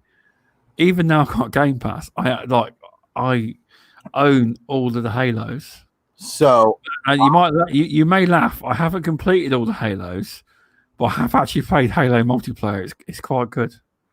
I own all the Halos. I have the Halo Master Chief Collection, Halo 5. I own all the Gs. I'm not going to say it because they're moaning chat. I own all the Gears collection. Yes, well. I own them all. I have Gears. I went out and got the Gears Xbox One X because I wanted to get a console that kind of would be my trophy for this gen, because this is the gen that I got into content creation. This is the gen I got into the actual gaming community. And this is something I wanted to definitely remember for the rest of my life. And, when the Xbox One X is a never was, because it's that far in the future, it will be on whatever display that I have in whatever man cave I have at that time, and I will still look back and be like, yeah, that is when I met Stubz Gaming. That's when I met Dealer Gaming. That's when I met all these great people from all around the world that basically kind of help you focus in on the fact that that there is a much bigger world out there, and that there is people every single day that have trials and tribulations that could be less than yours, the same, or even worse. But it's great on how these people with all these different lives are all coming together, wanting to discuss something that they find very positive in their lives, and that's gaming. Yeah, definitely. You are right. I mean, I never seen it that way, but you are right. I mean, yeah. Send me a console. I actually wanted it. What, the Xbox, the Gears? Yeah, I did. Yeah, but obviously it's not something I could afford. I bought the Xbox One S, the all digital edition. I did, because they were going in Britain. They were like £100 on Black Friday. See, and the S is not a bad console. It's got no disk drive, but I tell you one thing: when See, my missus likes the old digital edition, but I tell you when she didn't like it, when we moved in the house and we had no internet, it was crap then. Bring the old Xbox up, but it's got a DVD player in it. Yeah. Well, the internet was working. It was great. You know, can't watch now on TV now. See, bring the old one up with a disc. All digital content is when you don't have the internet, it happens like that. And, you know, it's kind of funny with this whole pandemic, how COVID-19 has definitely shown how fragile our world really can be, especially when it comes to our economies and the way we get goods and services, but also the internet. You know, these internet companies had to lower down the bandwidth of their networks just to accommodate just how many people were using it. And we also saw this in Xbox. Yeah, it went up by 700. I was stuck in my old gamer pick forever. 700% it went up by usage. Oh yeah. And that's where it was kind of funny. Like everybody was like, "Oh, Xbox's network is out again." A couple days later, "Oh, Xbox can't get their stuff." Their network it ain't that. I said to people, I had family members saying, "I said, yes, but you got to understand that the internet was used to being at a certain level. Now everyone's at home, everyone's using it. So the traffic's gone up by 700%. But in the end, Xbox sorted it, didn't they? They upped the servers." You know? They sorted it and they grew very quickly. And like, it's just one of those. And it's not like all of a sudden people went home and turned on their Xboxes. These were consumers that had been ignoring gaming because they were too busy to game. All of a sudden, they're told to stay home. They're going to go, and that's why consoles were selling out. You can't find a Nintendo Switch anywhere, no matter what gaming aisle you go down. It's been picked to pieces. I mean, you have to really hunt some of these consoles down if you're looking for one in particular. And these are all consumers that were too busy to get into gaming. And now all of a sudden, gaming has just grown exponentially. I mean, like, if you look at some of the numbers on how gaming has grown, like, you're almost like, God, are we going to be potentially hitting another golden age in gaming where all of a sudden, you know, these massive companies are buying up studios left and right, and they're putting more money into games than you see in Hollywood productions. And now all of a sudden you have this huge consumer base that is just tuned in. Honestly, I really see next gen potentially exploding for all these gaming companies if they play their cards right. You are right. I mean, they do say, though, Xbox wants to reach over 2 billion gamers, don't they? They do want to reach over 2 billion gamers, yes, but regretfully, I'm not wanting to be the one that's going to kind of pop that balloon. I don't think it's achievable. I don't think it's achievable, and it's not nothing that Microsoft can do. They're already running into issues with Apple and using xCloud on App. Oh, serious court cases are coming, aren't they? Serious heavyweight cases. Like, the whole idea of 2 billion gamers was being able to put xCloud in everybody's hands and then include it on iOS. But Apple decided to create an exclusive little club over there on their store. And now because of that, they're now being investigated for at least 2 counts of antitrust violations. And that's a big deal. You know, people kind of like, oh, you know, Apple's going to get over this. It's not going to be a big deal. What people don't realize is Microsoft has been found guilty. They were investigated for and found guilty over 20 years ago for antitrust violations. And that was for internet. That's it.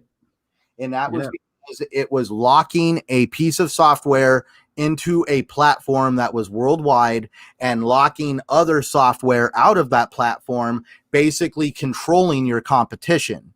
Exactly, you're right.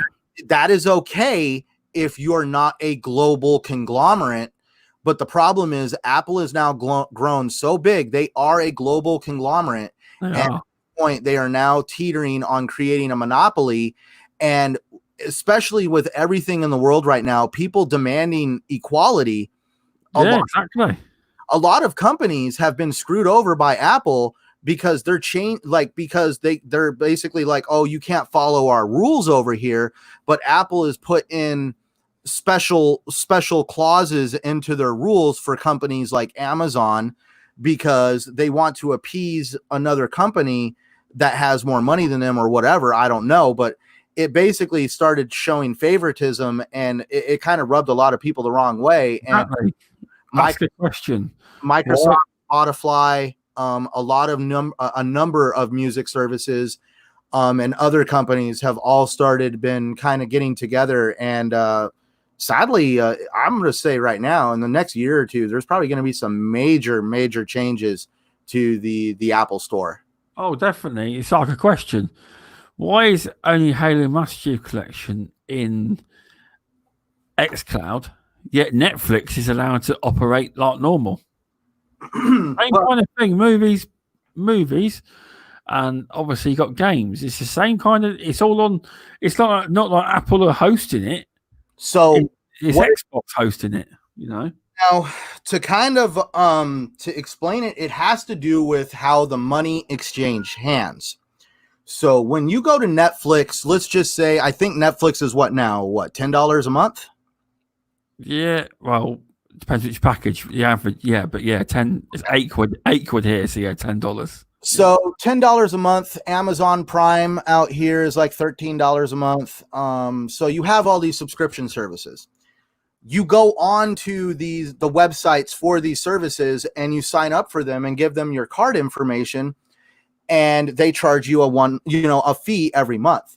And you can use these services on iOS and Android devices with no problem.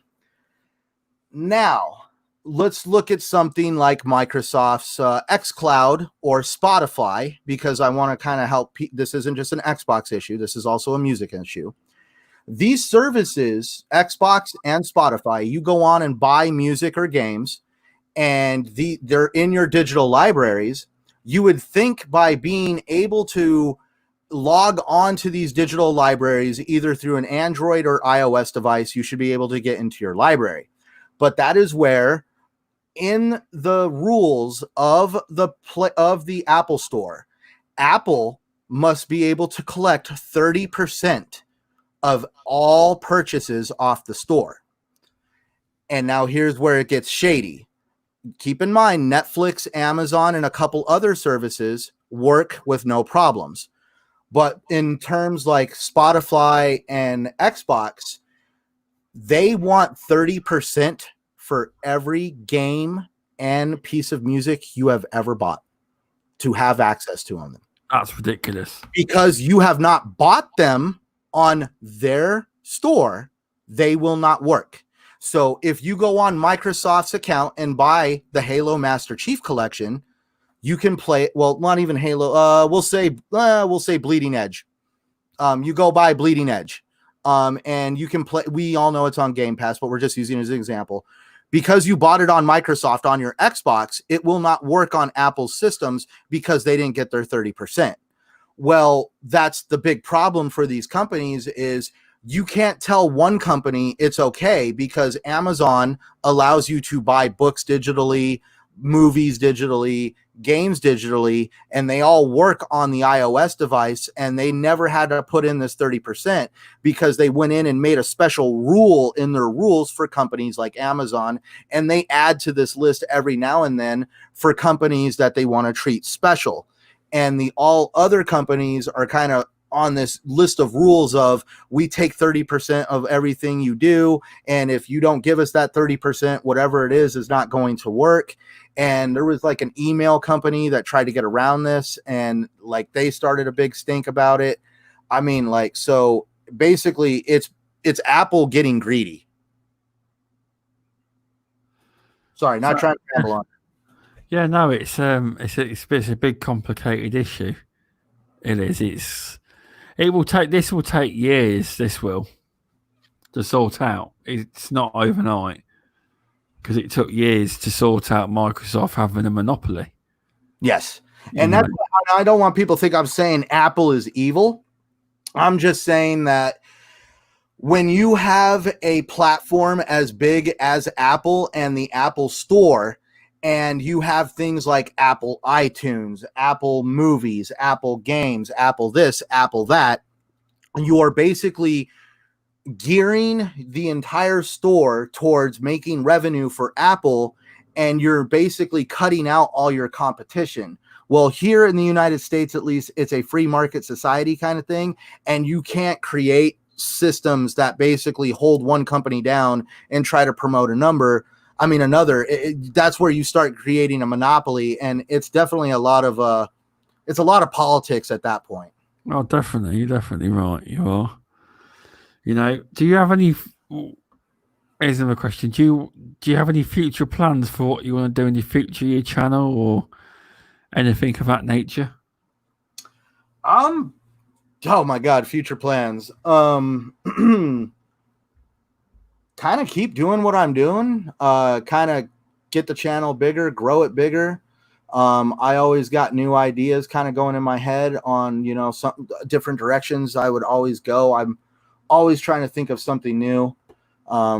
Heck, I've already changed my whole like persona thing since when I first started.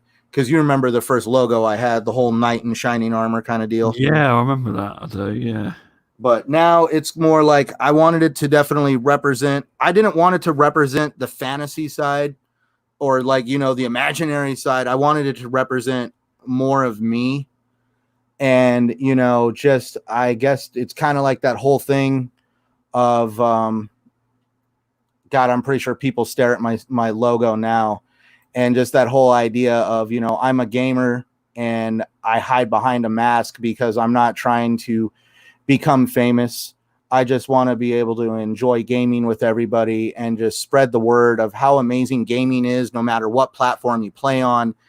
And, especially in a world today, we need to stop definitely creating a divide when it comes to our plastic box of choice, because at the end of the day, it's more fun to sit around and talk about the games that we're playing and the experiences we can have, rather than trying to count blades of grass. And that's kind of shaped my whole future for at least the direction of my channel. Is I don't want to try to perpetuate the console war. I understand that there is competition between these companies, but I am never once going to tear anybody down because they choose a different platform than me. Oh, that's funny, Invader. But no, hopefully that made sense. I want to. Yeah, it does make great sense. You know what? I could sit there and say the generic example, I guess, of like, I want to get my channel bigger. I want to start monetizing. I want to start making money. I want to just sit at home and do nothing. That is like, no. If I was to ever have a channel that was actually able to be monetized, I still don't know when that day would be, if I ever would want to collect monetization. And even if I did, I would not want to make YouTube my sole thing in life, because when you make YouTube basically your sole source of income, sometimes it makes you start, walking that line, that path of, or do you got to do what you got to do to generate clicks and to get people to pay attention to you. And I never want to be put in that position. I always want to be able to create the content that I want to put out, the content that I stand behind, and I'm never once going to try to create a fake piece of content or something that's absolutely asininely controversial just to basically generate clicks. I want people to basically, at least know when they hear I'm around, that I'm at least respectable. That matters more to me than clicks. Yeah, see, that's the difference when you're doing it like now, and it's not your sole income. See, it changes once it becomes your sole income. You will, and most channels do. They do rush to get what they think will generate clicks, and because it's their living. Yeah, that's the hard thing. It's. And the thing is, when you're monetized, it actually starts controlling your content, because that's when you start really running the risk of getting hit with copyright strikes and all this other stuff, because now you're making money. So when you're monetizing, you're actually kind of limiting how flexible your content can be. Yeah, you're right. I mean, Because there's that many rules. Once you actually monetize, you've really got to watch what you say. Well, yeah. Even a swear word can get you demonetized. You know, they can. It can, but we know some channels that go totally off kilter with that stuff. Yeah, there's loads. But yeah, you're right. And then they make it out of super chats as well, you know. Yeah, and that's the funny thing is that in my mind, I see that's where a lot of people are having more success when it comes to making money and doing this. I don't make money. This is all me, including my website, everything. I have never gotten paid for anything. Now it's just holy cow, total lack. Oh, I really see people making more money on YouTube and social media in general when it comes to, I see them doing it more through Patreon and actual subscriptions, not actual like getting revenue from YouTube itself, but actually getting revenue more from the fans. Yeah, because there are some really big YouTubers out there. Because I don't know how they do it. It's a guy called. He's really big though. He's called Jelly, and he makes like GTA videos and that. But I don't understand how he gets away with it because my son likes watching him, and they're not violent videos at all. Like the GTA mods, and they're never violent. They're just silly mods that racing cars and all that. But his videos don't have adverts in at all. Yeah, he's a multi-millionaire, and he's got merchandise, etc. But I thought even if your game was GTA 5, you'd have to have your content set to adult. But he doesn't. Doesn't matter if you're logged into an account or not. You can still watch it. So it's a strange one. It is. You know, you don't always need to have the monetization, as in the ads on. Because if my channel ever got monetized, I don't think I would do the ads. I just do the memberships and super chats, and that'd be it. See, I've been able to chat with the bloody adverts annoy me in podcasts. Some of them do them every 5 minutes. Right? No.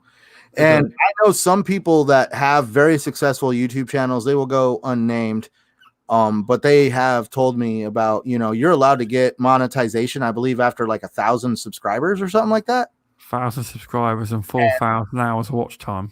And some of them waited till they were like 7,000 subscribers deep before they ever considered monetizing the channel because, when you do monetize a channel, it does change the dynamic because, like, I'm not saying it's wrong to ask people to subscribe. It's not wrong by any means. I do it at the end of every show. But for me, it's more along the lines for if you're interested in subscribing, this is where you can find me. You never want to sound like you're beating that constant drum of subscribe, subscribe, subscribe, because then it starts becoming, then you start getting people that almost become tone deaf to it. Tone deaf, sorry. Exactly, you're right. You are. I did it all for the Tom Nookie. Oh my God, Invader Gaming. So there's this. Did you know what the joke is about Tom Nook? Stubz? Yes. And you didn't know who he was? Yeah, because I don't play Animal Crossing. I had to go look up what code this guy is, and apparently, according to Wikipedia, he's an extortionist.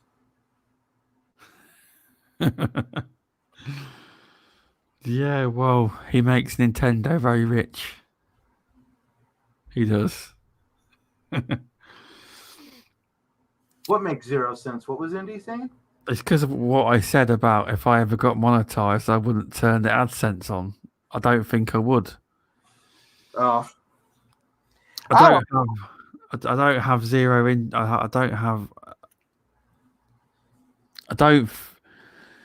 My goal isn't to become YouTube to become a living. It never will be. I'm not interested in that. I just do it for fun. But if I did, I'd just do the memberships and the super chats. I wouldn't go the ads route because the ads annoy me. See, there's only one channel that's monetized in the gaming community. that I know who doesn't run ads, and that's Wilmy Hood's channel. He doesn't have any adverts at all in his podcast, yet he is monetized. See that's what I mean. I love how Wilmy Hood does his content. I mean, he puts out content, but anybody who listens to his content or follows him on Twitter knows what he does for a living. Exactly. Kudos to that man right there. I will take my hat off. I think I work hard. That right there, that is an industry all its own for very special people. Definitely, it is. And that just goes to show the nature of what it is when you own your own company and you're not financially dependent on the revenue that YouTube could provide to you if you were to be toxic or do things to get clicks. Because he's not in that position, his content is so original and true to form. And that is why I believe he has gotten the success that he has gotten. If that makes sense to you. Oh, definitely. You are right. I do see your point in there. You're probably right. It's just the adverts bit. I don't like the adverts. People. Oh, if I did put the adverts in, I'd set them to the minimum, probably one per video.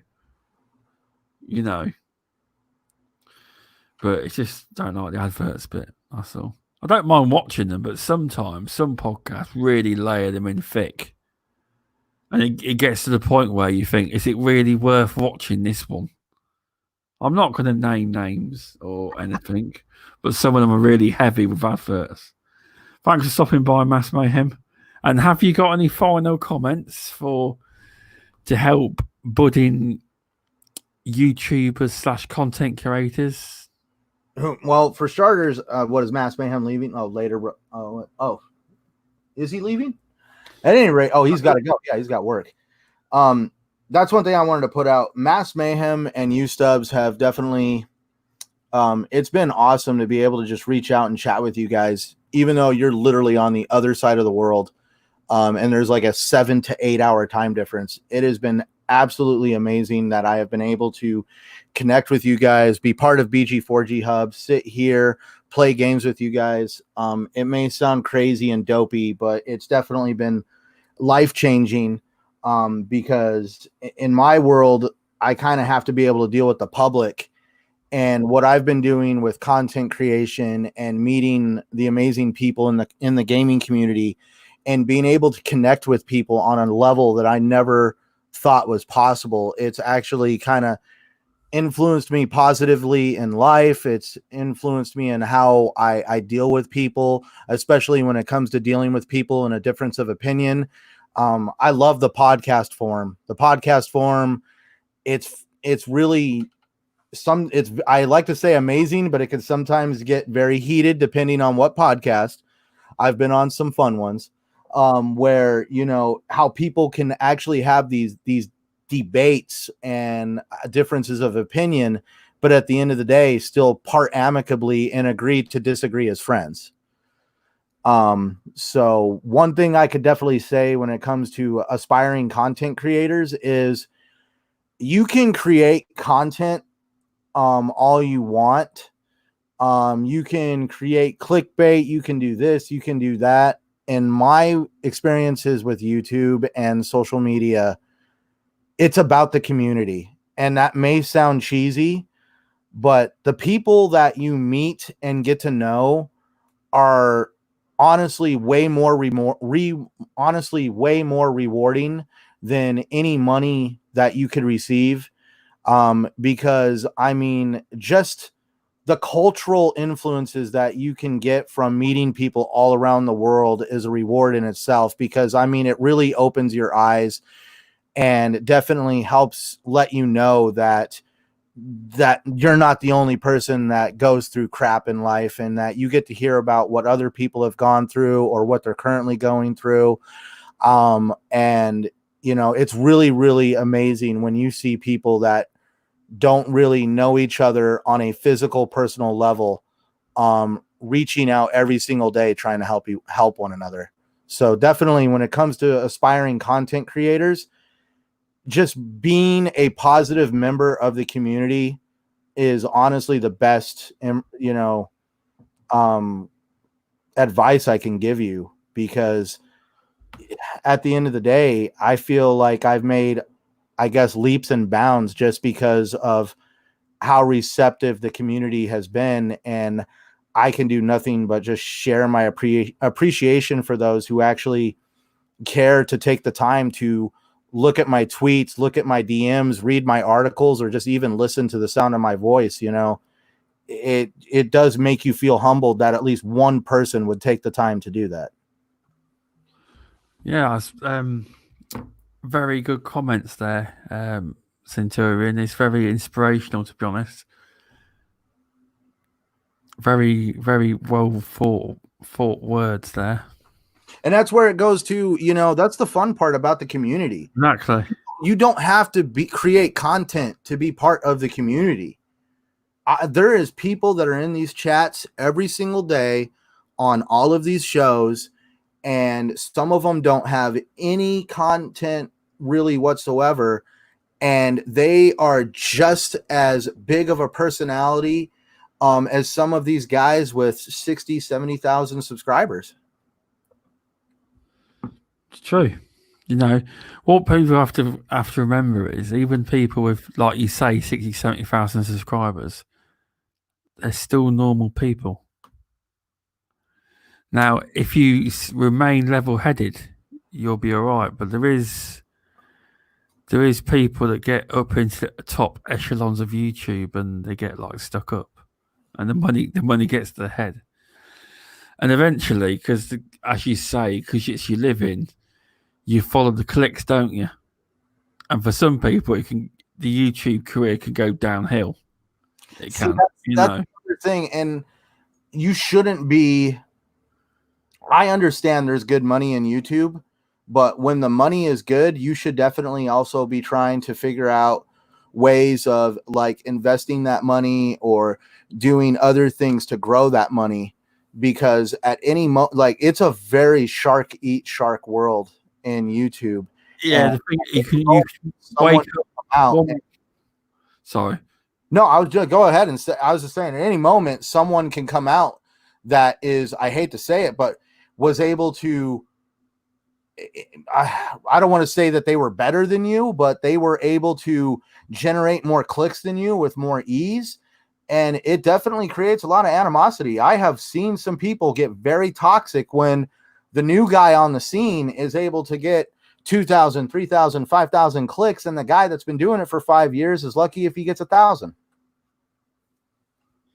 No, you're right. I mean, all I was going to say is, even if it is your living, you could wake up one morning and YouTube suspended your account, and that's it. You're done. Oh, yeah. That happens a lot.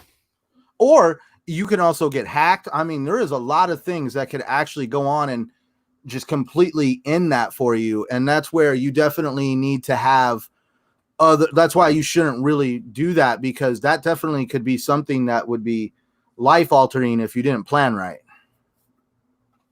Exactly, you're right, because it has happened. So, oh yeah, a lot of people believe you can get a network and they can protect you, but they can't protect you from YouTube. And that's the other thing too. Like, and it's not like, somebody's like, well, if they suspended my account, I'll just get a hold of YouTube.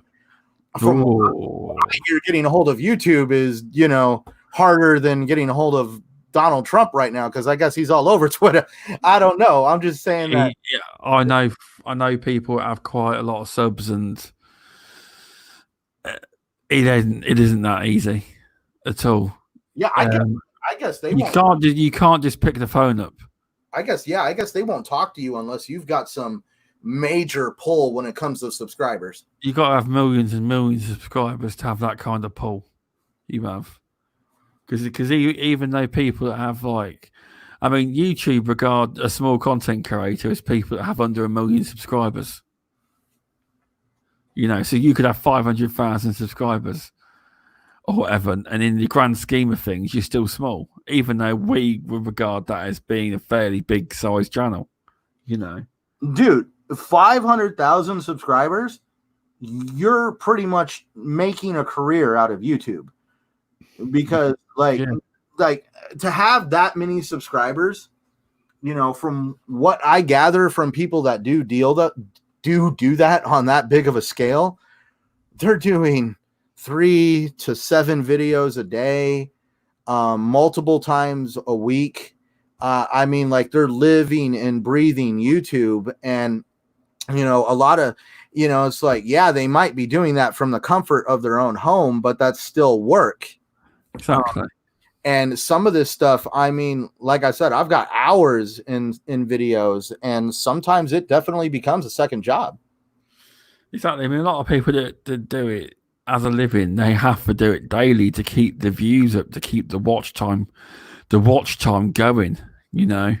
Hoping that the video goes more viral. You see, the game changes when you get to that kind of level. But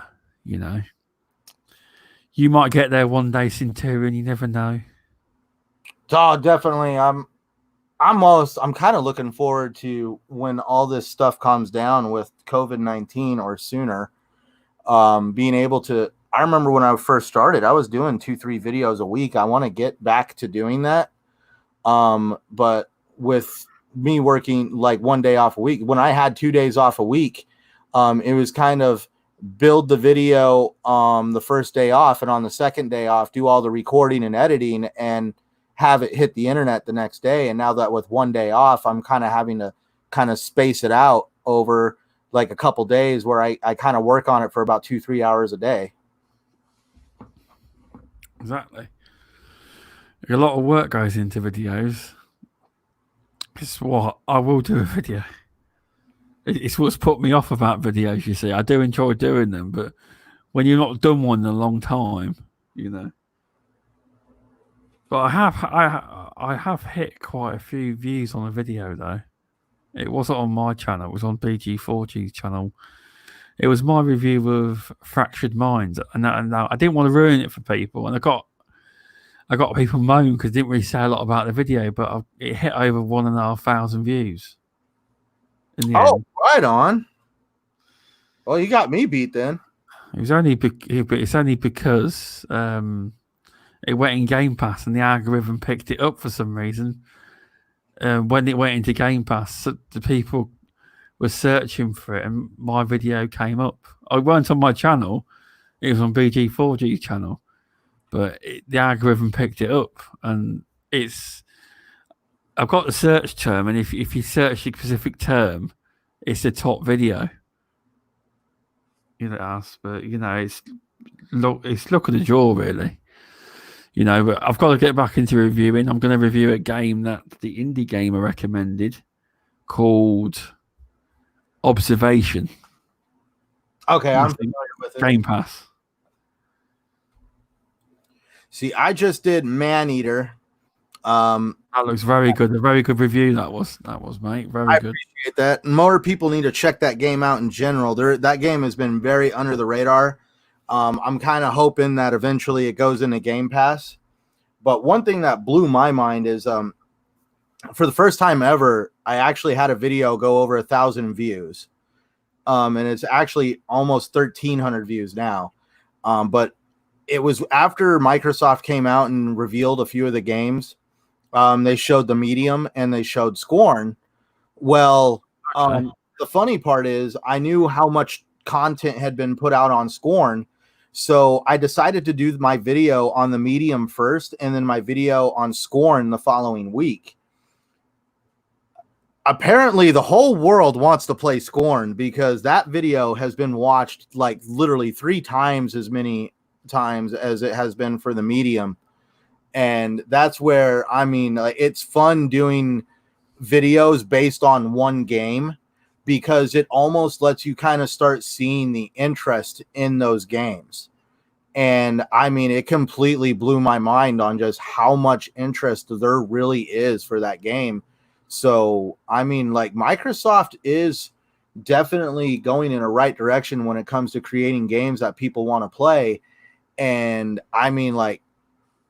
Definitely. I was just saying, that's the fun part about creating videos and content, is you get to sometimes actually kind of test the waters and see exactly how people feel about certain games or things that Xbox or PlayStation are doing.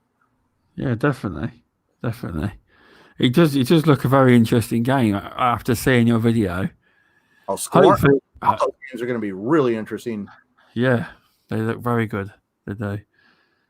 But I just checked my review on the BG4G app thing, and I was wrong. It ain't 1,500. It's 1,983. So got lucky there somehow. Yeah, and that's awesome, dude. Like, and that's kind of like, I've kind of learned from doing YouTube. If you want to gauge success, obviously, I've always been told by other people, if you can get around, at least right now in your early years, just half the people you're subscribed to watch a video, you're doing quite well. Like, they're saying, you're not, don't always try to aim for the stars and have hundreds of views every time. Just try to basically keep a steady supply of content coming out and getting a steady stream of views. And it's like one of those, and like you said, one of these days someone finds your content, and then all of a sudden you kind of just explode, and then you get like 2,000 views on a video. Well, exactly. I mean, I only pointed it out because I was shocked when I got the message to say it happened. I mean, it weren't on my channel, which is a surprise because I didn't even think the video was that good. Really, it was only a 3-minute video. You shouldn't be shocked though, but I'm probably the same way. I would be shocked. I'd be like, oh my God, that many people actually wanted to listen to me. Yeah, exactly. But yeah, it's been a fun show tonight, Centurion. It's been very informative, and we've had some good stories. We have. Right. Got to do it again sometime. It's actually fun just chit-chatting. Thanks to everybody being here. Again, not to sound cheesy, I'm just humbled by how many people would actually want to tune in and listen to you want to talk about me. Exactly. I mean, a lot of people have turned out tonight for you. So you're definitely popular. Loads of people are going to watch after the fact anyway. So do you want to tell people where they can find you and all your different podcasts and YouTube channel, etc.? Well, I can be found on YouTube at Centurion 1307. I am working on the custom URL thing. I did do it, but apparently it isn't exactly showing up yet. It might be a Google thing. I don't know. But yeah, if you type in Centurion 1307 with no space, I should pop up at least pretty easily. You can also find me on Twitter and Xbox Live, also at Centurion 1307. I will warn you, my Twitter account, I try to not be toxic and stuff like that. So when I do post stuff, it's just generally trying to keep up with gaming. I generally don't try to like create, be like one of the, because have you seen some of the fraudulent accounts going around for people lately? Like, I mean, that's wrong. Yeah. I'm sorry, but if you know somebody who is creating a troll account to basically troll a community member, tell them to stop that, because honestly, like, how would you feel if somebody was trolling your account and making your whole family think things that were not true? It's the same deal. The community is like a family, and when you have people out there preying on that and creating confusion, it's really messed up. Anyways, but you can also find me on Xbox Live. I do respond to people. I'm not totally silent. I try to respond as much as I can.